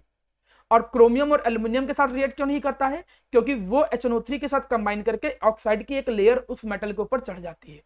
रही बात इन रिएक्शन को कैसे याद रखेंगे, तो इस पे थोड़ा सा हम काम करने जा रहे हैं। ठीक, इनको याद करना ही करना है। तुम बोर्ड में किसी भी साल देखोगे तो ऐसा लिखा मिलेगा Cu + HNO3 complete the reaction, लिखा होगा ऐसे Zn + HNO3 complete the reaction, ऐसे लिखा होगा, कहीं कंसंट्रेटेड कहीं डाइल्यूट। तो चलिए इसको मैं याद करवाता हूं हल्का सा। ठीक है, हाउ टू लर्न, कैसे याद करेंगे, इसको एक थोड़ा सा हिंट देता हूं। आप 2-3 बातें मेरी पहले दिमाग में समझ लो अच्छे से कि अगर कंसंट्रेटेड HNO3 यूज कर रहे हैं हम किसी मेटल के साथ, थोड़ा मेरी बात ध्यान सुनो, अगर हम कंसंट्रेटेड HNO3 यूज कर रहे हैं किसी मेटल के साथ, और पहले तो मेटल लो, ये कंसंट्रेटेड डाइल्यूट तो हटाओ, मैं यहां से फिर से लिख रहा हूं। पहले तो एक बात दिमाग में ये रख लो कि कोई भी मेटल जो हम ले रहे हैं उसकी रिएक्शन अगर HNO3 से साथ कराएंगे तो वो नाइट्रेट तो बनाएगा ही बनाएगा, इसमें तो कोई प्रॉब्लम ही नहीं है। ये नाइट्रेट तो बनाना ही बनाना है, मेटल नाइट्रेट तो बनाना ही बनाना है।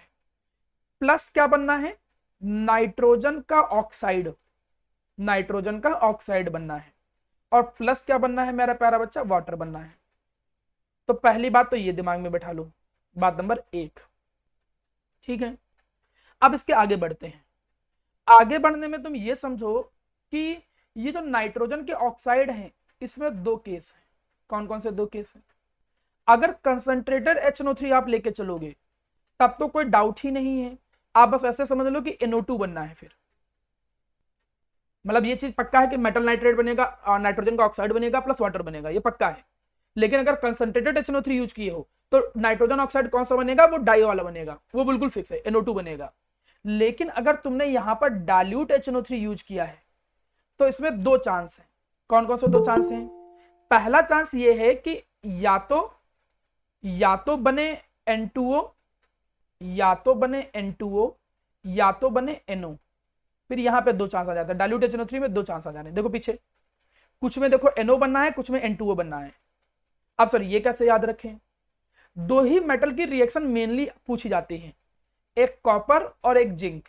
मैं आपसे पूछना चाहता हूं कि इसमें से ज्यादा रिएक्टिव कौन है, कोई बता सकता है ज्यादा रिएक्टिव कौन है कॉपर और जिंक में? Sir zinc. और इन दोनों में नाइट्रोजन किसमें ज्यादा है, फॉर्मूला देके अंदाजा इन जनरली नाइट्रोजन किसमें ज्यादा, पहले वाले N2O में। तो ये ज्यादा रिएक्टिव है और नाइट्रोजन इसमें ज्यादा है, तो इससे याद रखना कि ये जिंक में बनता है N2O और इसमें ये कॉपर में बनता है NO। बस बात खत्म। मतलब थोड़ा थोड़ा हमको पैटर्न बनाना ही पड़ेगा, जैसे रिएक्शन भूले ना हम लोग। तो अब आपको मालूम है कि कोई भी मेटल HNO3 से रिएक्ट करेगा तो मेटल नाइट्रेट बनाएगा, नाइट्रोजन ऑक्साइड बनाएगा प्लस वाटर बनाएगा। नाइट्रोजन ऑक्साइड में 2 केस हैं, कंसंट्रेटेड HNO3 है तो बिना डर के NO2 बना दो, और अगर डाइल्यूट है तो सोचो एक बार, क्या सोचो कि N2O बनेगा कि NO बनेगा। ठीक है, चलिए जी अब आगे बढ़ते हैं। सर हाँ sir nitric acid sir different oxide क्यों बनाता है नाइट्रोजन? बेटा ये तो डिपेंड करता है ना कि कौन सा मेटल कितना ज्यादा ऑक्सीडाइज होगा। भाई हर मेटल की रिएक्टिविटी अपनी अलग अलग होती है, कोई जो ज्यादा ऑक्सीडाइज हो जाएगा तो वो उस तरीके का ऑक्साइड बनाएगा, कम ऑक्सीडाइज होगा तो कम तरीके का ऑक्साइड बनाएगा। तो मेटल की रिएक्टिविटी बदलती है, जब मेटल की रिएक्टिविटी बदलेगी तो जो ऑक्सीडाइजिंग एजेंट आएगा वो उसको उसी रिएक्टिविटी के अकॉर्डिंग ऑक्सीडाइज करेगा, इस वजह से अलग अलग ऑक्साइड बनते हैं। अब दूसरी चीज समझो, अब हम रिएक्शन को थोड़ा यहाँ पर कंप्लीट करने की कोशिश करते हैं, शायद उससे याद आ जाए। देखो हमारे सामने 4 रिएक्शन मुझे याद करनी है, कॉपर प्लस HNO3। अभी याद हो जाएगा, कोई बहुत कठिन नहीं, शुरू में खाली बच्चों को अजीब लगता है, बाद में धीरे धीरे याद हो जाता है। Cu प्लस HNO3 माना लिख के आ गया, और यहां पर माना लिख के आ जाए डाइल्यूट, पहला चांस है आपके सामने। दूसरा चांस क्या है कि रिएक्शन ये लिख के आ जाए Cu प्लस HNO3, और यहां पर लिख के आ जाए कंसंट्रेटेड। ध्यान देना कंसंट्रेटेड डाइल्यूट पे प्रोडक्ट बदल जाएंगे। जिंक के साथ रिएक्शन माना इसकी दे रखी है Zn प्लस HNO3, माना ये आ जाए डाइल्यूट, या फिर माना आपके सामने आ जाए Zn प्लस HNO3, माना आ गया कंसंट्रेटेड। चलो आप समझो, ये तो आपको मालूम ही है कि नाइट्रेट तो बनना ही बनना है। अब नाइट्रेट में वैलेंसी आपको मालूम है, कॉपर की वैलेंसी 2, नाइट्रेट की वैलेंसी 1, तो फॉर्मूला क्या बनेगा CuNO3 का होल ट्वाइस। कोई बहुत बड़ा टास्क नहीं है, आराम से याद कर सकते हो। ये डाइल्यूट है। अब डाइल्यूट में आपके सामने मेटल ऑक्साइड 2 बनने वाले थे, एक N2O और एक NO, तो कम वाला बनेगा क्योंकि कम रिएक्टिविटी है, तो याद आ जाएगा कि सर ने कहा था NO बनेगा, तो NO बनेगा प्लस क्या बनेगा, वाटर बनेगा। चलो देखो, कम से कम ये याद हो गया तुम्हें। अब नीचे पे आते हैं, नीचे कंसंट्रेटेड है, तो कंसंट्रेटेड में नो डाउट NO2 ही बनना है, NO2 प्लस वाटर, इसमें तो कोई डर ही नहीं, तो पहले ही बता दिया हूं कंसंट्रेटेड में NO2 बनेगा, और कॉपर का नाइट्रेट बनना है। तो तुमको रिएक्टेंट के साथ साथ प्रोडक्ट क्या बनेंगे ये याद हो गया कम से कम। अब आगे बढ़ते हैं, जिंक नाइट्रेट, तो इसमें क्या बनेगा, Zn जिंक नाइट्रेट बनेगा, ZnNO3 का होल ट्वाइस। ये डाइल्यूट है, तो डाइल्यूट में फिर से वही, या तो NO बनेगा या तो N2O बनेगा। तो यहाँ N2O बनेगा कि NO, तो N2O बनेगा क्योंकि भाई जिंक ज्यादा रिएक्टिव है, प्लस यहाँ पर क्या आ गया, वाटर। फिर कंसंट्रेटेड आ गया, तो वही बनेगा ZnNO3 का होल ट्वाइस, प्लस कंसंट्रेटेड में हमेशा NO2 बनता है, कोई कंफ्यूजन ही नहीं, प्लस वाटर बन गया। तो एक स्टेप हम क्रॉस कर गए, हमको कम से कम ये पता है कि किसमें क्या क्या प्रोडक्ट बनेगा।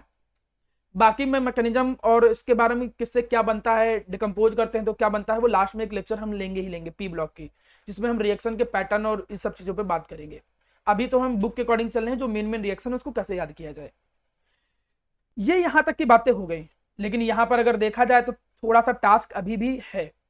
वो टास्क क्या है, वो है मेरा प्यारा बच्चा इनके आगे का कोफिशिएंट, क्योंकि बैलेंसिंग इतनी आसान नहीं है कि एग्जाम में जाओगे तो ऐसे बैलेंस करके लिख के चले जाओगे। जब छोटे छोटे रिएक्शन होते हैं तो बैलेंस कर सकते हो, तो थोड़ा तो याद करना पड़ेगा। अब थोड़ा याद करने में क्या याद रखो कि जब कंसंट्रेटेड होता है तो कोफिशिएंट खाली होता है नाइट्रेट के आगे, और जब डाइल्यूट होता है तो उसमें जो कोफिशिएंट होता है वो 3 और 4 होता है। अब सेम रूल यहाँ पे फिर से वही अप्लाई कर दो, कॉपर कम रिएक्टिव है तो 3, ये ज्यादा रिएक्टिव तो ज्यादा वाला नंबर इसको 3 और 4, मतलब जिंक के साथ 4 चेक करते हैं, सॉरी जिंक के साथ देखो 4 आ रहा है और कॉपर के साथ क्या आ रहा है, 3 आ रहा है। कब, डाइल्यूट के केस में, और कंसंट्रेटेड में कोई कोफिशिएंट नहीं। तो चलो कम से कम आधी हमारी प्रॉब्लम और दूर हो गई कि सर ने ये कहा था कि जब कंसंट्रेटेड होगा तो कोई प्रॉब्लम नहीं, कोफिशिएंट 1 ही रहेगा, कंसंट्रेटेड होगा तो कोई प्रॉब्लम नहीं, कोफिशिएंट 1 ही रहेगा। जब डाइल्यूट रहेगा तो डाइल्यूट में 3 4 रहता है, तो कॉपर में 3 रहेगा और जिंक में 4 रहेगा। तो चलो आगे का इतना और याद हो गया आपको। अब जब इतना हिस्सा याद हो गया तो उम्मीद कर सकते हैं कि अब आप पूरी तरीके से इसको बैलेंस कर सकते हो। थोड़ा सा बैलेंस करने में हम और एक हेल्प दे सकते हैं, वो हेल्प हम ये दे सकते हैं कि एक बात तुम ये याद रखो, कैसे बताऊं, ठीक है, एक बात ये याद रखो कि नाइट्रोजन तो 2 रहने ही रहने हैं, नाइट्रोजन ऑक्साइड में नाइट्रोजन तो 2 रहने ही रहने हैं। अगर कंसंट्रेटेड है तो NO2 इसके साथ कोई छेड़छाड़ ना करना। अगर कंसंट्रेटेड है, ये मैंने थोड़ा गलत लिख दिया ना, एक डाइल्यूट में जाएगा ना, हाँ वो डाइल्यूट में जाएगा, वही मैंने गलत कर दिया, तो यहां पर ये डाइल्यूट में आ जाएगा 4। जैसे यहां कोई कोएफिशिएंट नहीं आया है तो देखो कंसंट्रेटेड में NO के आगे जो है, तो NO के आगे बस ये याद रखो कि कंसंट्रेटेड के केस में NO के आगे 2NO2 आता है, NO के आगे 2NO2, कंसंट्रेटेड के आगे 2NO2। आप सर ये कैसे याद करें, तो बेटा कम से कम अगर तुम ऐसे याद करोगे ना तो बैलेंस भी कर लोगे, पूरी रिएक्शन नहीं पॉसिबल होती है। ये उम्मीद करना कि नहीं पूरा पूरा तुम याद करके चले जाओ कोएफिशिएंट के सहित और तुमको याद भी रहे एग्जाम में, ये थोड़ा कम चांस है, लेकिन अगर रिलेट करके याद करोगे तो आराम से कर लोगे। अब बचे 2 NO, एक में आगे 2 लगा होता है, एक में N2O होता है, उसके अकॉर्डिंग देख लो। जैसे इसमें देखो, इसमें N2O ही है तो उसके आगे कुछ मत लगाओ और NO के आगे 2 लगा दो। मतलब हमने क्या बोला, 2 नाइट्रोजन होते हैं। अब जब 2 नाइट्रोजन होते हैं, इसमें एक ही एक लिखा था तो आगे 2 लगाना मजबूरी है हमारी इन सब के आगे, लेकिन यहाँ नाइट्रोजन पहले से 2 है तो इसके आगे कुछ नहीं लगाना है। जब इतना तुमने अगर कोएफिशिएंट मेंटेन कर लिया तो बैलेंस आप चुटकियों में कर लोगे, फिर आप देखो बैलेंस करने में कोई खास प्रॉब्लम नहीं आएगी। आप बैलेंस करने जब बैठोगे तो अपने आप बैलेंस हो जाएगा। चलिए मैं बैलेंस करके दिखा भी देता हूँ, जिससे लगे ना कि पता लग फंस जाओ। यहाँ चलो चेक करते हैं। अब बैलेंस करने के लिए हम करें क्या, ऑक्सीजन चेक करते पहले, देखते हैं ऑक्सीजन कितना है। HNO3 का यहाँ चेक करते हैं, पहले नाइट्रोजन देखते कितना है। नाइट्रोजन यहाँ पर देखो कितना है, 2 6 और 2 कितना हो गया, 8 हुआ ना शायद, तो 8 हुआ तो यहाँ पर 2 6 8 HNO3 हुआ, तो 8 HNO3 यहाँ पर लाना पड़ेगा। चेक करते हैं, देखो 8 HNO3 यहाँ पर है। अगले में देखो यहाँ पर नाइट्रोजन टोटल कितना हो गया, 2 नाइट्रोजन यहाँ हो गया, 2 नाइट्रोजन यहाँ पर हो गया, तो यहाँ पर क्या लाना पड़ेगा हमें, 4 लाना पड़ेगा। यहाँ नाइट्रोजन चेक करो, 4 2 जा 8 और 2 10, तो यहाँ पर देखो कितना लाना पड़ेगा हमें, 10 लाना पड़ेगा। पीछे चेक कर लेते हैं, देखो 10 HNO3। नेक्स्ट में चेक करो, देखो ये कितने हैं, 2 नाइट्रोजन, यहाँ 2 नाइट्रोजन है, और यहाँ पर कितने हैं, 2 नाइट्रोजन, तो टोटल नाइट्रोजन कितने हैं, 4। और फिर लास्ट में बैलेंस करने में क्या प्रॉब्लम आएगी, जब इतना इतना कोएफिशिएंट बैलेंस कर लिया है। अब थोड़ी और मेहनत करोगे अपने आप बैलेंस हो जाएगा। कॉपर 3 है तो यहाँ 3 आ जाएगा, यहाँ कॉपर 1 है तो 1 ही रहेगा, यहाँ जिंक 4 है तो यहाँ 4 आ जाएगा, यहाँ जिंक 1 है तो 1 ही आ जाएगा। रहा, उम्मीद करता हूँ कि वाटर अपने आप बैलेंस हो जाएगा। फिर अब जब बचा होगा तो वाटर अपने आप लास्ट में बैलेंस कर लीजिएगा चेक करके हाइड्रोजन के अकॉर्डिंग। हाइड्रोजन जैसे खुद ही देख लो, 4 है हाइड्रोजन तो यहाँ पर 4 वाटर आएगा, हाइड्रोजन यहाँ पर 4 है तो यहाँ 2 वाटर आएगा, हाइड्रोजन यहाँ 10 है तो यहाँ पर 5 वाटर आएगा, हाइड्रोजन यहाँ 4 है तो यहाँ 2 वाटर आएगा। अभी मैं लिख के बताऊंगा, फिर से अपने आप याद हो जाएगा। मैं इसको फिर से लिखने जा रहा हूँ, ठीक है। उम्मीद करता हूँ इस बार तुम लोग प्रॉपर तरीके से मुझे रिस्पॉन्स दोगे। चलिए सबसे पहले हमने लिखा Cu प्लस HNO3 डाल्यूट, तो कंसंट्रेटेड लिख देता हूँ। अब हमें कोई बताओ क्या बनना है, नाइट्रेट, तो नाइट्रेट बनेगा। इसके बाद बताओ क्या बनेगा, कंसंट्रेटेड में क्या आता है, NO2। हाँ NO2, हमने फिक्स बता रखा कि कंसंट्रेटेड में ऑक्साइड NO2 ही बनना है, इसको लेकर तो कोई डाउट ही नहीं। तो NO2 बनना है प्लस क्या बनना है, वाटर बनना है, नो डाउट।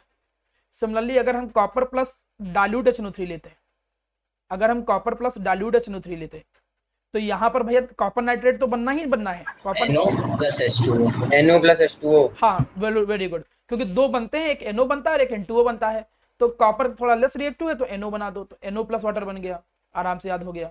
सिमिलरली अगर हम जिंक प्लस डाल्यूट HNO3 लेते, अगर जिंक प्लस डाल्यूट HNO3 लेते तो वही नाइट्रेट बनेगा। नाइट्रेट की वैलेंसी वैसे भी जानते हो कि 1 होती है और जिंक की 2, तो फॉर्मूला तो बना ही लोगे। ऑक्साइड चूंकि डाल्यूट है तो डाल्यूट में जिंक ज्यादा रिएक्टिव है तो N2O वाला बनेगा, तो N2O आ जाएगा प्लस क्या जाएगा, वाटर आ जाएगा।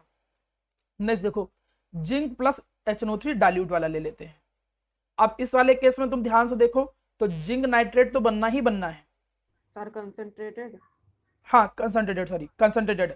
अब कंसंट्रेटेड केस में क्या बनना है, बताओ क्या बनेगा, ऑक्साइड में कौन बनेगा, NO2, very good, NO2 plus water. तो कोई बहुत कठिन चीज नहीं थी। देखो मतलब अगर इतना हिस्सा देखो, एक सिंपल सी वो लाइन याद करनी थी कि यार नाइट्रेट सब में बनता है, वाटर सब में बनता है, बस नाइट्रोजन ऑक्साइड पे ध्यान देना है। अगर कंसंट्रेटेड है तो NO2 ही बनना है, डाल्यूट है तो NO या N2O, और NO और N2O में भी आराम से याद कर लोगे, कॉपर में NO और जिंक में N2O, क्योंकि जिंक ज्यादा रिएक्टिव, देखो ऐसे याद करो कि एग्जाम तक ना भूलो, जिंक ज्यादा रिएक्टिव है इसलिए ज्यादा वाला। चलो इतना याद हो गया। इतना याद होने के बाद हमने ये इसके आगे को कोएफिशिएंट याद कराने के लिए हमने बोला था, तो कोएफिशिएंट जब हमने बोला था कि कैसे याद करोगे नाइट्रेट के आगे, तो हमने कहा था कि भाई कंसंट्रेटेड में तो कोई छेड़छाड़ नहीं करना है, कंसंट्रेटेड में वही रखना है, लेकिन जब डाल्यूट में आओगे तो 3 और 4, और फिर से वही रूल कि कम वाला कॉपर को, ज्यादा वाला जिंक को, तो कम वाला कॉपर को मिलेगा, कम वाला मतलब कॉपर वाले केस में, और ज्यादा वाला 4 वाला नंबर जो होगा वो जिंक वाले मिलेगा। 3 सर 3 नीचे होगा, नीचे डाइल्यूट है एंड कॉपर के साथ नहीं, ये देखो यहाँ डाइल्यूट है ना, अच्छा उसमें ठीक है बेटा, तो डाइल्यूट नीचे है, दोनों डाइल्यूट नीचे ही है, तो देखो 3 इसमें आ गया और 4 इसमें आ गया, कोई बहुत कठिन रूल नहीं था। फिर हमने क्या बताया कि NO पे आ जाओ। NO में हमने बताया कि भैया सब में 2 नाइट्रोजन चाहिए हमको, सब में 2 नाइट्रोजन चाहिए ही चाहिए। अब सब में 2 नाइट्रोजन चाहिए तो इसमें 2 नाइट्रोजन कैसे लाएं, यहाँ पे 2 लगा दो, इसमें 2 नाइट्रोजन कैसे लाएं, यहाँ पे 2 लगा दो, यहाँ पे पहले से 2 है कुछ भी नहीं करना है, यहाँ पे 2 नाइट्रोजन कैसे लाएं, ऐसे 2 लगा दो। अब कुछ नहीं बचा, अब तो बैलेंस आप कर ही सकते हो, आपको इसमें रह ही नहीं गया है, अब तो आप अपने आप कर सकते हो, जैसे हमने किया था। कैसे किया था, नाइट्रोजन टोटल काउंट करो, यहाँ नाइट्रोजन कितने हैं 2, यहाँ पे कितने हैं 2, 4, तो 4 नाइट्रोजन कैसे आएगा जब यहाँ 4 लगाएंगे। यहाँ नाइट्रोजन कितना है 2 और यहाँ कितना है 6 और 2 8, तो 8 लाना पड़ेगा। यहाँ नाइट्रोजन कितना है 2 और 8 10, तो 10 लाने के लिए 10HNO3 लाना पड़ेगा। यहाँ नाइट्रोजन कितना है 2 और 2 4, तो यहाँ 4 लाना पड़ेगा। और इसके बाद वाटर बैलेंस करना है, तो वाटर बैलेंस करने में क्या है, हाइड्रोजन से वाटर बैलेंस होता है, तो एक वाटर में 2 होते हैं, तो यहाँ पर 2 आ जाएगा। यहाँ 8 है तो उसका हाफ 4, यहाँ पर 10 है तो इसका हाफ 5, यहाँ पे 4 है तो इसका हाफ 2। अब ऑक्सीजन आपको देखना ही नहीं, अपने आप बैलेंस हो जाएगा। तो उम्मीद ऐसे करो, लिखो, इसकी प्रैक्टिस ऐसे करो कि एग्जाम में कट कट कट कर जल्दी करो, आगे बढ़ जाओ। टाइम नहीं है कि आप इसको पूरा मगिंग अप करके जाओ, और इकलौता इसी तरीके से ही आप आराम से याद कर सकते हो। रट के जाओगे, भूल जाओगे, कोएफिशिएंट कहीं इधर उधर हो गया तो नंबर उसी पे आधा नंबर कट जाएगा। प्रैक्टिस करोगे, मुझे नहीं लगता कोई कठिन है, आप बस थोड़ा सा प्रैक्टिस की रिक्वायरमेंट है, आप करोगे आराम से बच्चा आ जाएगा। तो ये जो रिएक्शन होती थी ये हमने बता दिया।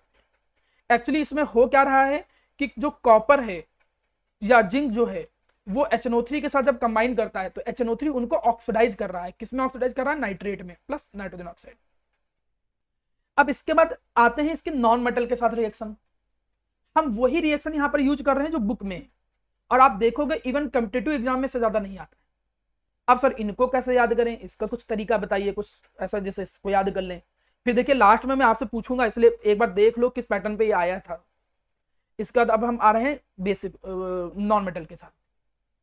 इसमें तुम बस इतना याद रखो, इसमें तुम बेटा याद क्या रखो कि HNO3 जो होता है ये एक ऑक्सीडाइजिंग एजेंट है। ये एक ऑक्सीडाइजिंग एजेंट है। ये किसको किस में ऑक्सीडाइज कर रहा है, जैसे आयोडीन है, आयोडीन को किस में ऑक्सीडाइज करता है, आयोडिक एसिड में। ठीक है, अगर और कोई भी ऑक्सीडाइजिंग एजेंट यूज करते तो लगभग इसी पैटर्न पे ही चीजें ऑक्सीडाइज होती हैं। तो आयोडीन किस में ऑक्सीडाइज होता है, आयोडिक में, ये याद करना पड़ेगा। कार्बन किस में ऑक्सीडाइज होता है, CO2 में, ये तो याद ही करना ही है। सल्फर किस में ऑक्सीडाइज होता है, H2SO4 में। HNO3 is a oxidising agent, वो नॉन मेटल को किस में ऑक्सीडाइज करता है ये तो याद करना ही पड़ेगा। और फास्फोरस किस में ऑक्सीडाइज होता है, फास्फोरिक एसिड में। तो पहला तो तुम्हें ये याद रखना है प्यारा बेटा कि किस में ऑक्सीडाइज करता है HNO3। तो चलो ये याद कर लिया हमने। क्या याद किया कि आयोडीन किस में ऑक्सीडाइज होता है, आयोडिक में। ठीक है, कार्बन किस में ऑक्सीडाइज होता है, CO2 में। सल्फर किस में ऑक्सीडाइज होता है, H2SO4 में ऑक्सीडाइज होता है। और जो फास्फोरस है वो किस में ऑक्सीडाइज होता है, वो फास्फोरिक एसिड में ऑक्सीडाइज होता है। तो किस में ऑक्सीडाइज होता है ये आपने याद कर लिया। ठीक है जी, अब आगे बढ़ते हैं। HNO3 एक ऑक्सीडाइजिंग एजेंट है, ये इनको तो ऑक्सीडाइज करेगा लेकिन खुद क्या होगा, रिड्यूस। और खुद किस में रिड्यूस होता है ये समझ लो, खुद वो रिड्यूस होता है NO2 प्लस वाटर में। ये फिक्स है कि वो अगर ऑक्सीडाइज कर रहा है तो खुद किस में रिड्यूस हो रहा है, NO2 प्लस वाटर में, खासकर नॉन मेटल में। तो हमारा कम से कम थोड़ा बहुत काम हो गया। थोड़ा बहुत काम होने का मतलब जैसे एक रिएक्शन आया आयोडीन प्लस HNO3, यहाँ डाइल्यूट कंसंट्रेटेड का केस नहीं है। ठीक है, मेटल के केस में है, मेटल की रिएक्टिविटी थोड़ी ज्यादा सेंसिटिव होती है, उसमें तो डाइल्यूट कंसंट्रेटेड है, नॉन मेटल में नहीं कुछ ऐसा। Carbon plus HNO3, acid plus HNO3, P4 plus HNO3। अब रिएक्शन मुझे लिखनी थी तो कैसे रिएक्शन लिखा, सर ने बता रखा है कि कौन किस में ऑक्सीडाइज करना है वो याद करना है। तो आयोडीन किस में ऑक्सीडाइज होता है, आयोडिक में। कार्बन किस में ऑक्सीडाइज होता है, CO2 में। सल्फर किस में ऑक्सीडाइज होता है, H2SO4 में। फास्फोरस किस में ऑक्सीडाइज होता है, H3PO4 में। बाकी बाय प्रोडक्ट सबके सेम है, NO2 प्लस वाटर। HNO3 खुद किस में रिड्यूस होता है, NO2 प्लस वाटर में। तो वो तो सबका सेम है, देखो NO2 plus water, NO2 plus water, NO2 plus water. तो चलो पहला आपने जो टास्क था वो कंप्लीट कर लिया कि क्या बनना है ये। लेकिन फिर अब आ गया कोफिशिएंट वाली बारी कि इतने बड़े बड़े कोफिशिएंट कैसे याद किए जाए, कुछ ज्यादा ही बड़े बड़े कोफिशिएंट हैं, इसको कैसे याद किया जाए। तो इसको याद करने के लिए तुम HNO3 के आगे के कोफिशिएंट याद करो। इसके कुछ शॉर्टकट बना रहे हो कि कोई रूल नहीं है, तो पता चला तुम किसी से लड़ाई करने लग जाओ कि ये रूल है। ये मैं आपकी हेल्प कर रहा हूँ याद करने के लिए। आपको वैलेंस इलेक्ट्रॉन याद है सबके, कार्बन के वैलेंस इलेक्ट्रॉन कितने होते हैं बताओ, 4 कार्बन के वैलेंस इलेक्ट्रॉन कितने, 4। और कार्बन है कितना यहाँ पे, 1। यहाँ पर देखो लिखो बात, तो 4 × 1 कितना आएगा, 4। ठीक है, अब यहाँ पे देखो सल्फर के वैलेंस इलेक्ट्रॉन कितने होते हैं, 6। और सल्फर यहाँ दिख कितने रहे, 8। तो यहाँ कितना आएगा, 48। ठीक है, अगला देखो फास्फोरस के वैलेंस इलेक्ट्रॉन कितने होते हैं बताइए, 5। और यहाँ पर फास्फोरस दिख कितने रहे, 4। तो यहाँ 20 आ गया। ये मतलब कोई रूल नहीं है, ये मैंने अपने अकॉर्डिंग जो मुझे लग पा रहा था पैटर्न बनाने का वो मैं बना रहा हूँ, जिससे आपको याद जल्दी हो जाए। तो कम से कम बड़े बड़े कोफिशिएंट याद हो गए कि यार इसमें 48 आता है, इसमें 20 आता है, बहुत कठिन नहीं है। 8 है और उसके बैलेंस इलेक्ट्रॉन 6 होते हैं, 8 48। 4 है, बैलेंस इलेक्ट्रॉन 5 होते हैं, 5 20। और 1 × 4 4। अब आयोडीन का नहीं, आयोडीन के बैलेंस इलेक्ट्रॉन 7 होते हैं, तो 7 × 2 14 आना चाहिए। तो ये याद रखना पड़ेगा, क्योंकि ये रूल तो है नहीं जो सब पे अप्लाई हो जाएगा, इसलिए कम से कम एक तो याद कर लो, कम से कम 3 बचेगा तो एक तो याद ही कर लो। तो 10HNO3 याद करना पड़ेगा, इसमें फिर कोई ऑप्शन नहीं है। अगर आप कोई अच्छा पैटर्न बना सकते हो तो कोई बुरी बात नहीं है, बहुत अच्छी बात है, लेकिन जितना अभी हम बता पाए तो उतना याद करना ही पड़ेगा, ठीक है। अब यहाँ पे balancing is not a big task, यहाँ पे बैलेंसिंग कोई बहुत बड़ा कठिन हिस्सा नहीं है। पूछिए क्यों? वो इसलिए बड़ा हिस्सा नहीं है क्योंकि अगर तुम यहाँ पर ध्यान से देखो तो नाइट्रोजन 2-3 जगह पे फैला नहीं है। पिछले में नाइट्रोजन 2-3 जगह पे फैला था, ऑक्साइड में भी, नाइट्रेट में भी। तो नाइट्रोजन यहां से देखो वही कोएफिशिएंट आएगा। यहाँ पर नाइट्रोजन कितना है 10, तो यहाँ पे कितना आएगा 10। यहाँ पे नाइट्रोजन कितना है 4, तो यहाँ पे कितना आएगा 4। यहाँ पे कितना है 48, तो यहाँ कितना आएगा 48। यहाँ पे कितना है 20, तो यहाँ पे कितना आएगा 20। क्योंकि इधर जितना नाइट्रोजन है, नाइट्रोजन एक ही जगह पे है, तो नाइट्रोजन आप आराम से बैलेंस कर लोगे, ठीक है। रहा आयोडीन के बैलेंस करने की बात, वो भी कोई बड़ा टास्क नहीं है, क्योंकि ये एलिमेंट देख के आप आराम से, ये भी 2 जगह यूज नहीं हो रहे हैं, देखो एक ही जगह यूज हो रहे हैं, तो ये भी बड़ा हिस्सा है। 2 आयोडीन है तो यहाँ पर 2 लगाना पड़ेगा, 1 है तो 1 ही रहने दो, 8 है तो यहाँ पर 8 लगाना पड़ेगा, 4 है तो यहाँ पर 4 लगाना पड़ेगा, तभी फास्फोरस 4 होंगे। और अब क्या बचा है? आप तो लगभग सब कर ही लिए हो, वाटर तो आप बैलेंस कर ही लोगे ना बच्चा। 10 है, हाइड्रोजन देखो कितने, हाइड्रोजन से बैलेंस करो। देखिए आप बैलेंस उससे किया करो जो कम बार यूज हुए हो। आप ऑक्सीजन को ध्यान में रख के बैलेंस करोगे तो थोड़ा हो तो जाएगा, क्योंकि अब लगभग हो ही गया है। लेकिन आप हाइड्रोजन देखो, हाइड्रोजन 10 थे तो 2 यहां निकल गए, हाइड्रोजन बचे कितने 8, तो 8 से कितने वाटर आएंगे 4। यहाँ टोटल हाइड्रोजन 4 हैं और यहाँ पर 4 लाने के लिए 2 करना पड़ेगा। यहाँ पर हाइड्रोजन कितने हैं 48, तो इसमें से 16 तो यहाँ निकल गए। अब 16 यहाँ निकल गए तो बचे कितने 32, तो 16 यहाँ लाना पड़ेगा, 16 दूनी 32। यहाँ पर 20 हाइड्रोजन है तो इसमें से 12 यहाँ निकल गए, 12 यहाँ निकल गए, ओके, तो बचे 8 में मतलब यहाँ 4 लाना पड़ेगा। हो गया बैलेंस, बिल्कुल आराम से बैलेंस हो गया, कोई बहुत कठिन नहीं था, सब कुछ आसान था। किसमें ऑक्सीडाइज हो रहा था वो याद रखना था। आगे के कोएफिशिएंट आपको नंबर ऑफ एटम को वैलेंस इलेक्ट्रॉन से मल्टीप्लाई करा के निकाल लेना है।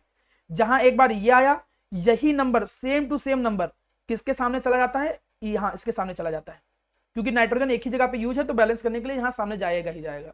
और उसके बाद इनके हिसाब से ये बैलेंस हो जाएगा, लास्ट में तो हाइड्रोजन बैलेंस ही कर लोगे। अब मैं एक एक करके पूछ रहा हूँ, ठीक, ऐसे नॉर्मली पूछता हूँ, देखिए किसको बहुत अच्छे से तैयार है। चलो, Zn प्लस HNO3 मुझे बिल्कुल बताइएगा, मतलब बैलेंस करके सब प्रॉपर, और बस आराम से बताइएगा, ये नहीं रट के। शुरू करते हैं अविका से। अविका बताओ क्या बनेगा। तो पहले मतलब प्रोडक्ट्स बता दो, फिर बैलेंस बाद पहले में पहले करूंगी। प्रोडक्ट बताओ, पहले प्रोडक्ट क्या तो बनेगा। Zinc nitrate zinc nitrate, very good, plus NO2 plus plus water. NO2 plus water, क्योंकि ये कंसंट्रेटेड है तो NO2 ही बनना है, ये पक्का हमें पहले से मालूम है। अब इसके बाद बैलेंस करने के लिए क्या हम लोग याद करते थे, कुछ याद है कि NO2 में 2 लगा दीजिए, क्योंकि हाँ, अभी नहीं, nitrogen- अभी नहीं, अभी पहले HNO3 के आगे चलते थे, मतलब स्टेप बाय स्टेप चलो, याद है तो अच्छी बात है। पहले HNO3 के आगे चलते थे। HNO3 में अगर कंसंट्रेटेड होता था तो कुछ नहीं करते थे, डाइल्यूट होता था तो क्या करते थे, डाइल्यूट होता था तो क्या करते थे, 3 या 4, वाटर होगा, डाइल्यूट होता था तो 3 या 4 करते थे।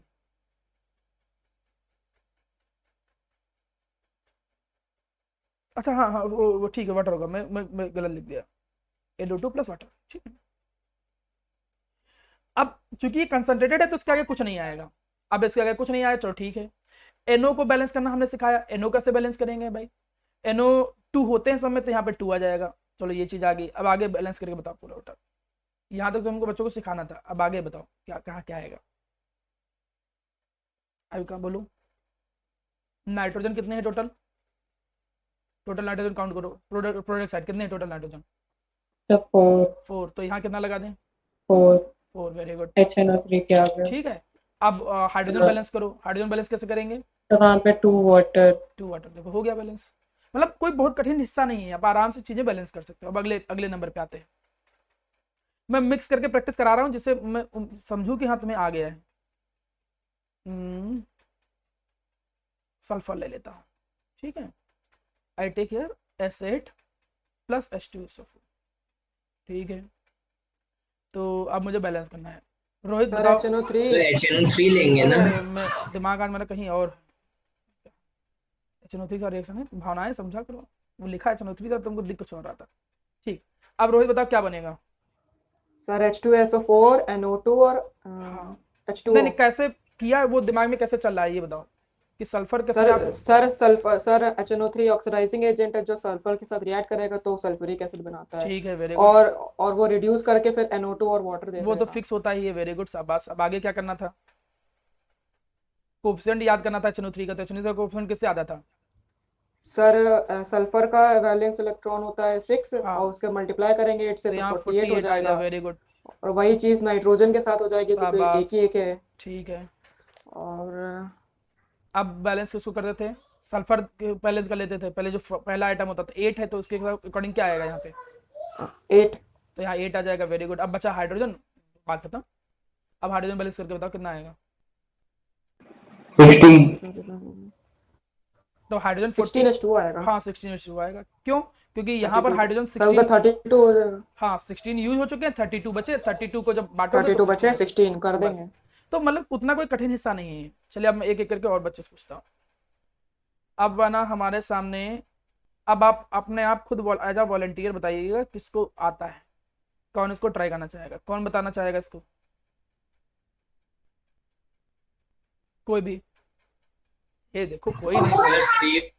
CO2NO3 का दिव्यांश, होल ट्वाइस दिव्यांश बिल्कुल NO2 सही, और वाटर। Very good. CO3NO3 का whole twice plus NO2 plus water, शाबाश बेटा। अब इसके बाद हम इसका कोएफिशिएंट कितना याद करते थे, कंसंट्रेटेड के। NO2 के आगे से 2 आ जाएगा। हाँ NO2 का आगे 2 आ जाएगा, क्योंकि कंसंट्रेटेड है तो यहाँ कुछ भी नहीं आएगा। अब इसके बाद क्या करते थे, इसके बाद फिर नाइट्रोजन टोटल बैलेंस सर करते थे। HNO3 के आगे 4 लगा दूंगा। हाँ टोटल नाइट्रोजन कितना, देखो टोटल नाइट्रोजन 2 यहाँ है, 2 यहाँ है, तो 4 आ जाएगा। और फिर लास्ट में हाइड्रोजन बैलेंस करते थे। हाइड्रोजन कैसे बैलेंस करें,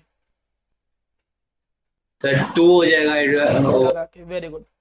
तो अगर आप रिएक्शन पे जाओगे तो आप देखोगे कुछ भी कठिन नहीं है। अब मैं बाकी मैं खुद कर रहा हूँ, इससे रिपीट भी कर दूंगा जिससे आपको कंफ्यूजन ना रहे। अब माना यहाँ पर आ गया एक एग्जांपल के तौर पर, माना P4 प्लस HNO3। हमको मालूम है भैया P4 किस में ऑक्सीडाइज होता है, फास्फोरिक एसिड में, तो फास्फोरिक एसिड बना दिया। NO2 प्लस वाटर फिक्स होता है, तो NO2 प्लस वाटर हमने फिक्स कर दिया। फिर हमने क्या बताया कि HNO3 का कोएफिशिएंट कैसे याद करोगे, फास्फोरस को वैलेंस इलेक्ट्रॉन से मल्टीप्लाई करो। फास्फोरस के वैलेंस इलेक्ट्रॉन 5 होते हैं, तो यहाँ पर 20 आ जाएगा, ठीक है। अब जब यहाँ पे 20 आया कोएफिशिएंट, 5 को 20, 20 आ गया, तो अब हम अगले स्टेप पे वही नाइट्रोजन के आगे लगाते थे, तो नाइट्रोजन यहाँ पे 20 आ गया। अब अगले स्टेप पे हम लोग करते क्या थे, फास्फोरस को बैलेंस कर लेते थे, तो फास्फोरस यहाँ पर 4 आ जाएगा, क्योंकि 4 है तो यहाँ भी 4 आ जाएगा। अगले स्टेप पे क्या करते थे, हाइड्रोजन बैलेंस। हाइड्रोजन यहाँ पर 12 है और यहाँ पर 20 है, तो बचे कितने हाइड्रोजन, 8 बचे, तो यहाँ पर वाटर कितना बना पाएगा, वो 4 बना लेगा। याद हो गया। नेक्स्ट रिएक्शन, अगली रिएक्शन माना मेरे सामने आ गई कॉपर प्लस HNO3 डाल्यूट, ठीक है। डाल्यूट अच्छा नहीं यूज किए थे अभी तक। तो अब इसमें हमको वही मालूम है कि कॉपर नाइट्रेट बनना ही बनना है, इसमें कोई बहुत कठिन टास्क है नहीं। लेकिन यहाँ पर ऑक्साइड जो नाइट्रोजन का बनेगा वह तो NO बनेगा या तो N2O बनेगा, क्योंकि कंसंट्रेट नहीं है। तो अब NO N2O में कौन बनेगा, NO बनेगा, क्योंकि आपको बताया था NO और N2O में कॉपर के साथ NO और जिंक के साथ N2O, तो यहाँ पर बनेगा क्या, NO प्लस वाटर बनेगा, ठीक है। ये भी याद कर लिया। अब इसके बाद वही सेम हिस्सा क्या करना था अगले स्टेप पे, अगले स्टेप पे हमें यहाँ पर नाइट्रोजन के हिसाब से चलना है।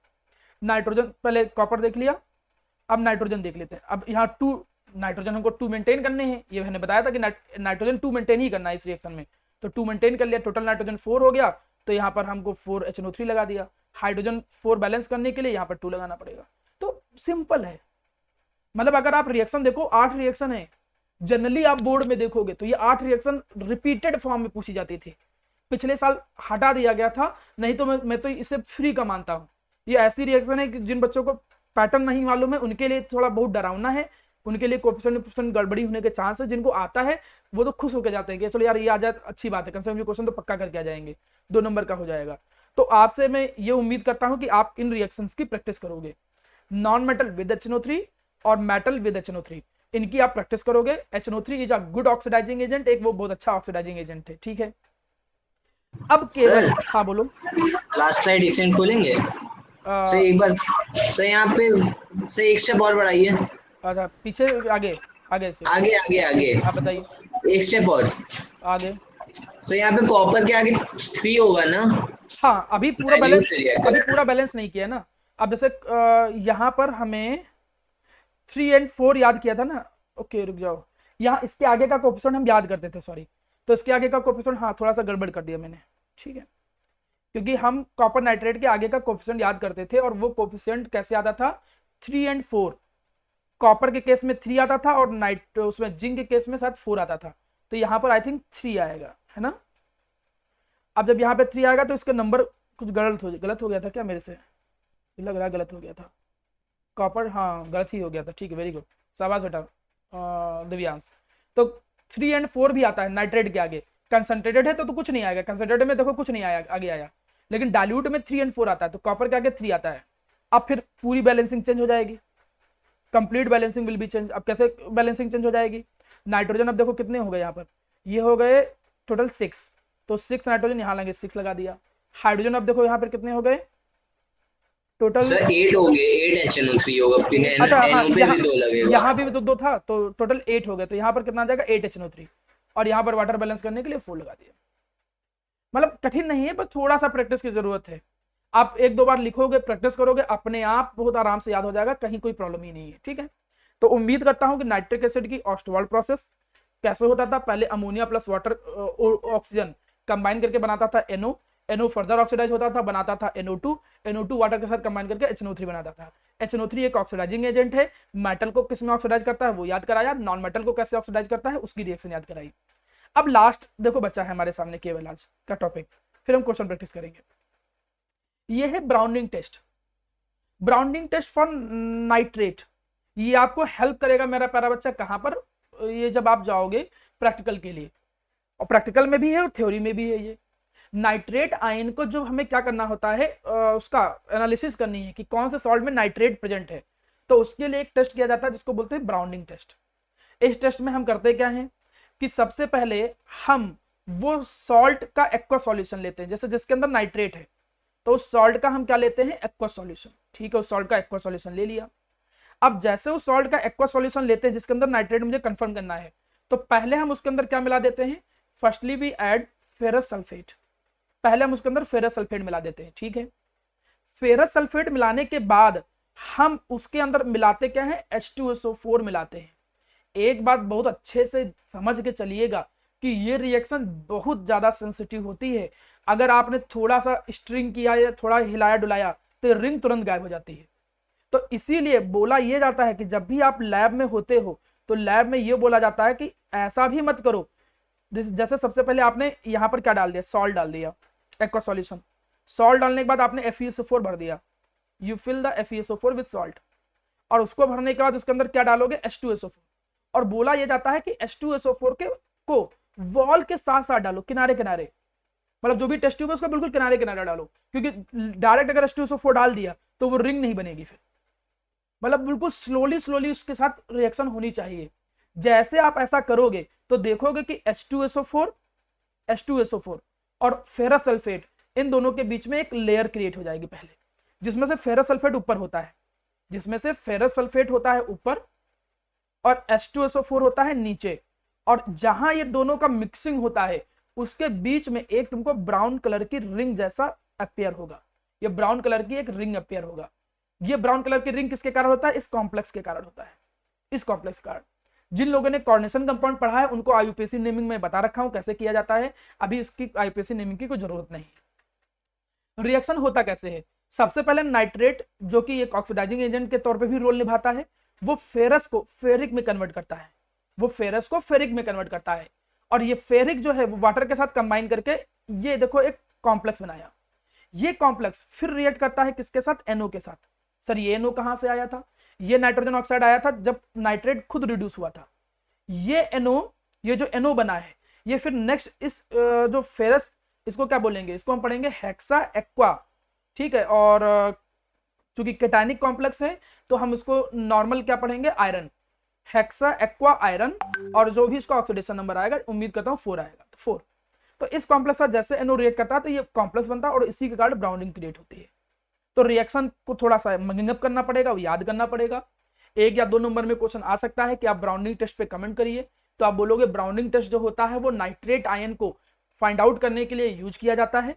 सबसे पहले हम करते क्या है कि उस सॉल्ट का एक्वा सॉल्यूशन बनाते हैं, उसके अंदर हम क्या ऐड करते हैं, उसके अंदर हम ऐड करते हैं सबसे पहले ferrous sulphate. Ferrous sulphate add करने के बाद उसके अंदर H2SO4 को बड़ी जेंटली आराम से मिलाते हैं। जब हम मिलाएंगे तो दोनों का जो सेपरेटिंग लेयर है उसके बीच में एक ब्राउन कलर की रिंग बनती है जो कि इस करस्पॉन्डिंग कॉम्प्लेक्स के कारण होती है। तो इस टेस्ट को बोला जाता है ब्राउनिंग टेस्ट। इतना होने के साथ ही नाइट्रोजन के जो कंपाउंड हैं वो आपके पूरी तरीके से कंप्लीट हो गए हैं। ग्रुप 15 का मान के चलिए कि काफी हिस्सा कंप्लीट हो गया है। फास्फोरस के कुछ कंपाउंड रह गए हैं, वो हम कवर कर लेंगे। चलिए कुछ क्वेश्चन प्रैक्टिस कर लेता हूं, 10 मिनट एक्स्ट्रा में आज लूंगा, ठीक है। तो 10 मिनट में मुझे क्वेश्चन करने हैं, 10-15। जैसे मुझे कोई आंसर देना चाहेगा, PF4 नोन होता है, NF5 नोन नहीं होता है, क्यों? डी ऑर्बिटल नहीं होता उसमें। वेरी गुड, क्योंकि नाइट्रोजन के पास डी ऑर्बिटल नहीं होता। Nitrogen don't have D orbital, इसके पास डी ऑर्बिटल्स नहीं होते हैं। डी ऑर्बिटल ना होने के कारण अपनी वैलेंसी को नहीं एक्सटेंड कर सकते, कैन नॉट एक्सटेंड वैलेंसी। ये अपनी वैलेंसी नहीं एक्सटेंड कर पाएंगे, इसी वजह से NF5 नहीं बनता है, P5 बन सकता है, क्योंकि फास्फोरस के पास डी ऑर्बिटल है। देखिए कॉन्सेप्चुअल क्वेश्चन कैसे आते हैं, तुमने पढ़ा क्या है और क्वेश्चन कैसे आ रहे हैं, इस चीज को समझो। दूसरा क्वेश्चन भी मैं डिस्कस कर चुका हूं, मॉलिक्यूलर नाइट्रोजन वेरी इनर्ट होता है केमिकली। Triple bond. तो ट्रिपल बॉन्ड मतलब बॉन्ड डिसोसिएशन एंथैल्पी बहुत ज्यादा होती है। Very good, bond dissociation enthalpy बहुत ज्यादा होती है। नेक्स्ट क्वेश्चन पे आते हैं। कहा गया, ये अच्छा क्वेश्चन, इस पे थोड़ा ध्यान दो।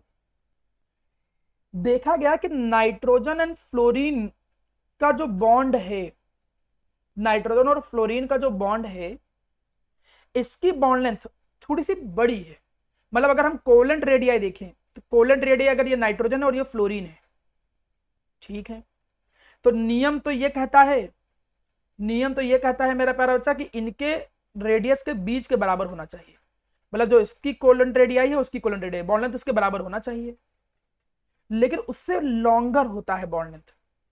तो मतलब एक्चुअल में जो NF की बॉन्ड लेंथ है वो थोड़ी सी लॉन्गर है। तो देखो जो नॉर्मल कोवेलेंट रेडियाई के साथ, देखो बॉन्ड लेंथ कहते कैसे थे, 2 एटम हैं, उनके न्यूक्लियस के बीच की डिस्टेंस को बॉन्ड लेंथ बोलते थे, क्लास 11 में पढ़ा है। तो जितना होना चाहिए, अगर बॉन्ड लेंथ उससे स्मॉल हो जाए इसका मतलब एटम थोड़ा और क्लोज आ गए हैं, ठीक, और बॉन्ड लेंथ थोड़ी ज्यादा हो जाए इसका मतलब थोड़ा सा दूर चले गए हैं। आपको आंसर उसी के बेसिस पे देना है। तो आप आंसर यहां पर दोगे क्या, आप यहां पर यह आंसर दोगे कि नाइट्रोजन एंड फ्लोरीन दोनों जो है वो बहुत स्मॉल साइज के हैं, दोनों बहुत स्मॉल साइज के हैं। स्मॉल साइज होने के कारण उनके बीच की उनमें इलेक्ट्रॉन डेंसिटी क्या होती है, बहुत ज्यादा। मतलब नाइट्रोजन पे भी इलेक्ट्रॉन डेंसिटी ज्यादा होती है और फ्लोरीन पे भी इलेक्ट्रॉन डेंसिटी ज्यादा होती है, जिसके कारण इलेक्ट्रॉनिक रिपल्सन लगेगा और इलेक्ट्रॉनिक रिपल्सन से वो थोड़ा दूर भाग जाएंगे, जिसकी वजह से बॉन्ड लेंथ थोड़ी इंक्रीज हो गई। मतलब आपने जो थ्योरी पढ़ा है उससे क्वेश्चन बनते ही बनते हैं, प्लस कुछ आपको कॉन्सेप्चुअल क्वेश्चन भी पता होने चाहिए, जो कि आपका केमिकल बॉन्डिंग जो 11th का कॉन्सेप्ट है उस पर भी बेस रहता है, पीरियोडिक टेबल पर भी बेस रहता है। तो आपको ये सब चीजें पता होनी चाहिए। चल अच्छा, कोई हमको बता सकता है ये क्वेश्चन क्लास 11 का है ये, मतलब ऐसा ही क्वेश्चन क्लास 11 में होता था, अगर कोई बता सकता हो। मैं क्लास 11 का क्वेश्चन दे दूं। क्लास 11 में ये होता था क्वेश्चन कि CCl4 की हाइड्रोलिसिस नहीं होती थी। हाइड्रोलिसिस का मतलब उसमें हम वाटर नहीं ऐड कर सकते थे, लेकिन सिलिकॉन टेट्राक्लोराइड में इसकी हाइड्रोलिसिस पॉसिबल है। ये क्वेश्चन होता था क्लास 11 का। सर क्योंकि उसके पास डी ऑर्बिटल नहीं होते थे तो हाँ, तो यही इसका आंसर आएगा। आप बोलोगे कि NF3 में ना तो नाइट्रोजन ना तो फ्लोरीन, इन दोनों में से किसी के पास भी डी ऑर्बिटल नहीं है। और वाटर जब रिएक्ट करता है, हाइड्रोलिसिस रिएक्शन जब होती है इनऑर्गेनिक के अंदर, तो वाटर को चाहिए क्या, वैकेंट ऑर्बिटल चाहिए, और वैकेंट ऑर्बिटल डी के मिलना है तो और अच्छी बात है। तो आप बोलोगे कि ना तो NF3 में ना तो नाइट्रोजन के पास ना तो फ्लोरीन के पास, किसी के पास भी वैकेंट डी ऑर्बिटल नहीं है। डी ही ऑर्बिटल नहीं है तो वैकेंट की क्या मतलब। और यहां पर क्लोरीन है द डी ऑर्बिटल, क्लोरीन के पास डी ऑर्बिटल होता है। तो जब भी हाइड्रोलिसिस रिएक्शन आएगी, मैकेनिज्म बाद में डिस्कस करेंगे कभी, तो जब भी हाइड्रोलिसिस रिएक्शन होती है तो कम से कम डी ऑर्बिटल वैकेंट होना ही चाहिए, जिससे वो रिएक्शन कर पाता है। तो देखो ये क्वेश्चन आप बना ले जाओगे ऐसे, ठीक है। और क्वेश्चन पे आते हैं, कराएं कि नाइट्रोजन एंड क्लोरीन, देखिए जब आप ऑफलाइन में आओगे तो हर चैप्टर के ऐसे ही क्वेश्चन प्रैक्टिस होगा, क्योंकि पढ़ तो तुमने बहुत कुछ लिया है, बिना प्रैक्टिस लगभग सब कुछ अधूरा रहता है जानकारी। तो हम कॉन्सेप्चुअल क्वेश्चन, न्यूमेरिकल क्वेश्चन, अब तो पहला जो टेस्ट होगा वो ऑब्जेक्टिव बेस रहेगा, तो आपको डीपीपी दी जाएंगी जिसमें ऑब्जेक्टिव कितनी जल्दी करना है, ऑब्जेक्टिव का मतलब आपको ट्रिक भी बताई जाएंगी, फिर जैसे कम्पिटेटिव अप्रोच होता है उस तरीके से कितनी जल्दी करोगे, फिर हम उस अप्रोच से आपको पढ़ाएंगे। तो ऑफलाइन क्लासेस कोशिश करिएगा करने के लिए, ठीक है बेटा। नाइट्रोजन एंड क्लोरीन दोनों की इलेक्ट्रोनेगेटिविटी सेम है, नाइट्रोजन की भी इलेक्ट्रोनेगेटिविटी सेम है, क्लोरीन की भी सेम है, लेकिन नाइट्रोजन जो होता है वो रूम टेम्परेचर पे इनर नेचर होता है, क्लोरीन नहीं होता है। तो आंसर वही आ जाएगा कि नाइट्रोजन जो होता है ये ट्रिपल बॉन्ड बना सकता है, nitrogen can form the triple bond, वो मल्टीपल बॉन्ड बना सकता है, ठीक है। बट फास्फोरस के बीच में सिंगल बॉन्ड होता है, इनमें पाई बॉन्ड नहीं पाया जाता है। आप बोलोगे फास्फोरस के बीच में there is no any pi bond, उनमें पाई बॉन्ड नहीं होता है। और नाइट्रोजन के बीच में क्या होता है, ट्रिपल बॉन्ड होता है। स्मॉल साइज होने के कारण ओवरलैपिंग बड़ी जल्दी हो जाती है, इनके जो पी ऑर्बिटल्स होते हैं वो बड़ी आराम से ओवरलैप करके ये पाई बॉन्ड बना सकते हैं। और आपको मालूम है कि ट्रिपल बॉन्ड ज्यादा स्ट्रांग होता है, इसी वजह से N2 रूम टेम्परेचर पे इनर्ट होता है और ये इनर्ट नहीं होता है, क्योंकि ये ट्रिपल बॉन्डिंग नहीं कर सकता है नाइट्रोजन की तरीके से। इस बात का आंसर अच्छा कोई लोग दो, कोई भी, प्रियांशु, सर सृष्टि, क्योंकि H3PO3 की बेसिसिटी 2 होती है, मतलब 2 H+ हाँ। आयंस दे सकता है। यहां पर जब ये क्वेश्चन आया है तो कंफ्यूज मत होना अचानक, यहां पर तो लिखा है डाइप्रोटिक, ये क्वेश्चन से हम सिखाना क्या चाह रहे हैं कि पता चला आ जाए, ऐसे क्वेश्चन आ जाए H3PO3 और पूछे कि इसकी बेसिसिटी बताओ, बेसिसिटी बताओ, तो पता चला 3 वाला ऑप्शन आया और तुम माने कंफ्यूजन के यार कि हम लोग तो ऐसे ही पढ़ते थे बेसिसिटी, सॉरी ये PO4 की 3 ही होती है, PO3 है ये, एक्चुअली PO3 है। तो हम तो यार ऐसे पढ़ते थे कि 3H+ में टूटेगा तो 3 पे टिक कर दिया, बढ़ गए, तुरंत गलत हो जाएगा। 3 बेसिसिटी होती है बट वो फास्फोरिक एसिड की होती है, इसकी होती है 3 बेसिसिटी, क्योंकि बेसिसिटी बिना स्ट्रक्चर के नहीं डिसाइड कर सकते। अब स्ट्रक्चर इसका बनाओ तो देखो कैसे बनाओगे, P डबल बॉन्ड हो, यही सिखाया था। अब जितने ऑक्सीजन बचे हैं वो OH के साथ बनाओ, ये सिखाया था मैंने। ऑक्सीजन 2 बच रहे हैं तो 2 OH लगाओ, और बाकी एक हाइड्रोजन नॉर्मल रहेगा। आपको बताया गया था कि जो H रिलीज होता है वो OH से ही रिलीज होता है, तो एक यहां से रिलीज होगा, एक यहां से रिलीज होगा, इसीलिए इसकी बेसिसिटी कितनी होती है, 2। और ये डाइप्रोटिक इसीलिए कहलाता है क्योंकि ये 2H+ यूज करता है। ये डाइप्रोटिक इसलिए क्योंकि ये 2H+ यूज करता है।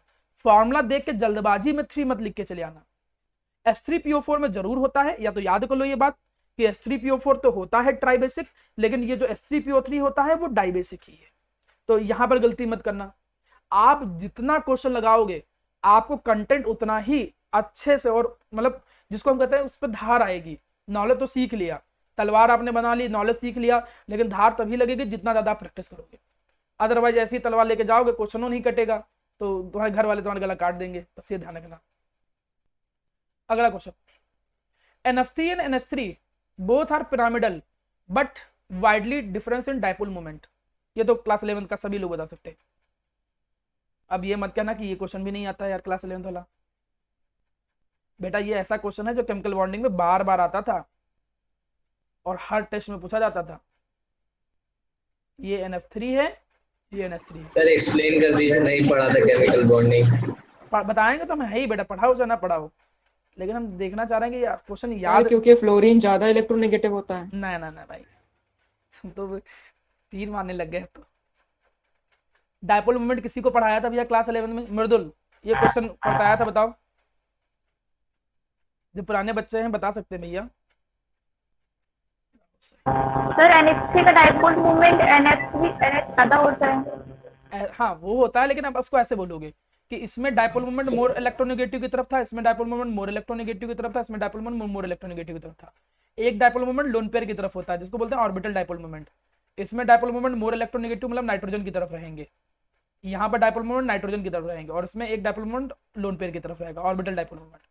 तुम देख रहे हो ये डाइपोल एक वेक्टर क्वांटिटी, डाइपोल मोमेंट एक वेक्टर क्वांटिटी है, तो ये वेक्टर ऊपर की तरफ जा रहे हैं, तो जब ऊपर की तरफ जा रहे हैं तो सारे एड अप हो जाएंगे, और इसमें कुछ नीचे आ रहे हैं कुछ ऊपर जा रहे हैं तो कैंसिल आउट हो जाएगा। तो इसमें डाइपोल मोमेंट कैंसिल आउट होता है NF3 में, इसमें कैंसिल नहीं होता है, इसमें डाइपोल मोमेंट ऐड होते हैं। और आपको मालूम है कि डाइपोल मोमेंट देखो NH3 का ज्यादा हो गया, क्योंकि NH3 का डाइपोल मोमेंट ज्यादा है, इसी वजह से NH3 जो है वो मोर पोलर होता है। पता चला डायपोल मूवमेंट करके ना ऐसे क्वेश्चन पूछ ले NH3 is more polar then NF3, तब भी इसका आंसर यही आएगा, क्योंकि NH3 का डायपोल मूवमेंट ज्यादा होता है। आपको मालूम होना चाहिए कि डायपोल मूवमेंट जो होता था that is directly proportional to polarity, जितना ज्यादा डायपोल मूवमेंट आता था वो उतना ज्यादा पोलर होता था। तो इसके डायपोल मूवमेंट एडअप हो जाते हैं, इसमें डायपोल मूवमेंट कैंसिल हो जाते हैं, ठीक है। तो ये इसके डायपोल मूवमेंट क्रॉस में है और उसको एडिटिव फॉर्म में है, सब ऐड हो जाते हैं। तो NH3 का डायपोल मूवमेंट ज्यादा होता है NF3 से, इस वजह से वो पोलर होता है ज्यादा और उसका डायपोल मूवमेंट ज्यादा होता है। नेक्स्ट क्वेश्चन, ये भी क्लास 11 का क्वेश्चन है, पढ़ाया था, चलो भूल जाते सब। PCl5 में सारे बॉन्ड इक्विवेलेंट नहीं होते हैं, क्यों? कोई बोलना चाहे? लगता तो नहीं कभी कभी कि तुम लोग पास होके आए हो। हाँ सर। सर एक 90 डिग्री का बनता था होगा लाइन का। देखो वेरी गुड मर्दुल, कुछ तो तुमको पता है, वेरी गुड। ऐसा लग रहा है कि पढ़ाया है कुछ तो। चल अरे सर वो भी पता था। देखो मतलब वो भी पता था, आवाज नहीं आ रही थी। कौन बोल रहा सर बाहर की साइड पर रिपल्शन होता है, इसीलिए वो जो एक्सियल वाली होती है वो एक्सटेंड हो जाती है। हाँ वेरी गुड श्रेयांश, शाबाश। तो इसमें क्या होता था कि इसका अगर तुम स्ट्रक्चर देखोगे, अगर इसका स्ट्रक्चर देखोगे, वेरी गुड, तो वो ट्राइगोनल बायोपिरामिडल होता है। तो ट्राइगोनल बायोपिरामिडल का स्ट्रक्चर क्या, एक फास्फोरस और ये कुछ ऐसा होता था, 1Cl 1Cl 1Cl। एक क्लोरीन जो होता था वो उसके ऊपर होता था परपेंडिकुलर में, और एक क्लोरीन नीचे होता था परपेंडिकुलर में। मैं अगर इनके स्ट्रक्चर तुमको नहीं आते हो तो स्ट्रक्चर के लेक्चर देख लीजिएगा, या अदरवाइज मैं एक लेक्चर कोई ले लूंगा, उससे समझा दूंगा। अगर इनके बीच का एंगल देखो तो 120 डिग्री होता है, लेकिन ये जो परपेंडिकुलर बॉन्ड है वो कितना होता है, 90 डिग्री। अब ये भाई ये है तो इलेक्ट्रॉनी, बॉन्ड का कोई मतलब थोड़ी होता है तो ये इलेक्ट्रॉनी भाई, इलेक्ट्रॉन जो शेयरिंग में है। अब यहाँ पे एंगल है कम, जो प्लेन वाले हैं उनके बीच में एंगल 120 है, लेकिन जो परपेंडिकुलर है उनके बीच में एंगल कम है। तो एंगल कम होने की वजह से 90 डिग्री की होने से इन इलेक्ट्रॉन के बीच में ज्यादा रिपल्सन लगता है। जब ये ज्यादा रिपल्सन लगेगा तो ये इलेक्ट्रॉन थोड़े ऊपर की तरफ शिफ्ट हो जाएंगे, ऊपर की तरफ शिफ्ट हो जाएंगे मतलब कुछ ऐसे, थोड़े से ऐसे शिफ्ट हो जाएंगे, मतलब बॉन्ड लेंथ बढ़ जाएगी। इसी वजह से इनके जो 3 बॉन्ड होते हैं उनके कंपैरिजन में जो परपेंडिकुलर वाले बॉन्ड होते हैं, परपेंडिकुलर वाले जो बॉन्ड होते हैं Cl वाले, वो लिटिल बिट लॉन्गर होते हैं, वो थोड़े से बड़े होते हैं। यही क्वेश्चन है, PCl5 में सारे बॉन्ड जो हैं वो इक्विवेलेंट नहीं है। जो परपेंडिकुलर वाले बॉन्ड हैं वो लिटिल बिट लॉन्गर हैं। क्यों लॉन्गर हैं? क्योंकि वहां पर जो प्लेन वाले एंगल हैं, उन प्लेन वाले जो बॉन्ड हैं उनके साथ 90 डिग्री बनाते हैं। एंगल कम होने की वजह से इलेक्ट्रॉनिक रिपल्सन लगता है, रिपल्सन के कारण बॉन्ड लेंथ बढ़ जाती है। जब बॉन्ड लेंथ बढ़ जाएगी तो बॉन्ड कमजोर भी हो जाएगा। शायद यही रीजन है कि PCl5 जो है उसको जब हम हीट करते हैं तो वो PCl3 + Cl2 में कन्वर्ट हो जाता है। यही 2 क्लोरीन सबसे पहले टूटते हैं क्योंकि बॉन्ड लेंथ ज्यादा है। बॉन्ड लेंथ ज्यादा होने से बॉन्ड कमजोर होता है। ये रूल पढ़ा होना चाहिए आपको कि बॉन्ड लेंथ जिसकी ज्यादा होती है बॉन्ड कमजोर होता है। तो यही 2 कमजोर बॉन्ड जल्दी टूटते हैं। जब ये 2 कमजोर बॉन्ड जल्दी टूटेंगे तो देखो तो ही Cl2 बन गया, सीधे क्या मिल गया, Cl2 मिल गया। यही वजह है जिसके कारण ये क्लोरिनेटिंग एजेंट का तौर पे काम करता है। ये भी क्वेश्चन आता है कि बताओ PCl5 क्लोरिनेटिंग एजेंट का काम क्यों करता है। What do you mean by chlorinating agent? Chlorinating agent का मतलब जो क्लोरीन देते हैं। तो ये क्लोरीन इसलिए देता है क्योंकि इसके 2 बॉन्ड वीक है। आप बोलोगे कि PCl5 के जो परपेंडिकुलर बॉन्ड हैं वो वीक होते हैं, इसीलिए वो हीट करने पे बड़ी इजीली टूट जाते हैं, और ये क्लोरीन बड़ी इजीली प्रोवाइड करता है, इसीलिए इसको हम क्लोरिनेटिंग एजेंट के तौर पे PCl5 को मानते हैं। ये क्वेश्चन हो गए। क्वेश्चन तो हमने कई सारे लिए थे, 15-20, अब ज्यादा नहीं कराऊंगा, ठीक। 2 और करा दे रहा हूँ, फिर इसके बाद फ्री हो, इसके बाद अगली क्लास में देखा जाएगा, ठीक।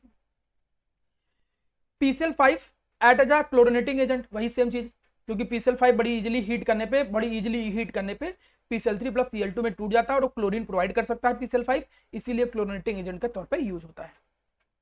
वैसे ये फास्फोरस वाले कंपाउंड का क्वेश्चन हो गया, ठीक है, हमने यहाँ डाल दिया, लेकिन फास्फोरस वाले कंपाउंड का question. Boiling point of phosphine is less than ammonia.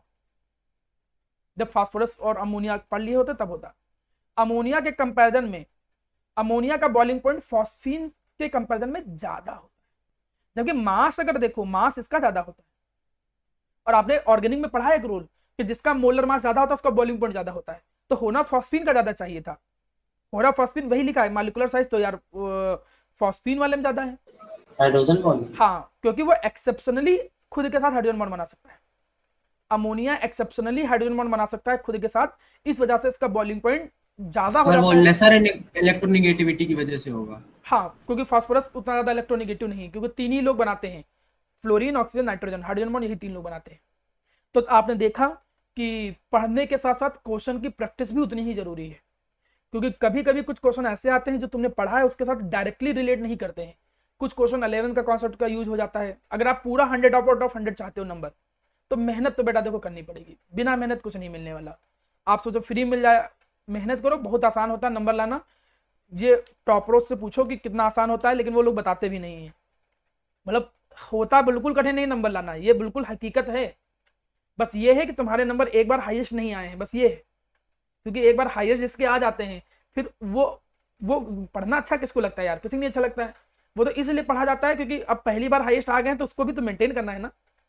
अब तुम लाइफ में एक सोसाइटी में तुम अच्छे कार वार चल रहे हो, तो आदमी टेंशन में मारे मर जाएगा कि यार अब हम कार खरीदें, अब चलाए ना, तो मतलब क्या है, फिर स्टेटस मेंटेन करना बड़ा कठिन काम है। तो स्टेटस मेंटेन करने के चक्कर में लोग पढ़ते हैं। और कुछ को थोड़ा सा अच्छा भी लगता है पढ़ाई करने में, और कुछ लोग थोड़ा जानते हैं कि पढ़ाई ही एक ऐसी चीज़ है लोगों से अलग बना सकता है। तो बहुत कठिन चीज़ नहीं होती है टॉपर बनना, बस जब से आप सीख लो, जब से आपके मन में आ जाए, आप आराम से नंबर ला सकते हैं। चलिए आज की क्लास यहीं रखते हैं, अटेंडेंस ले लेता हूँ।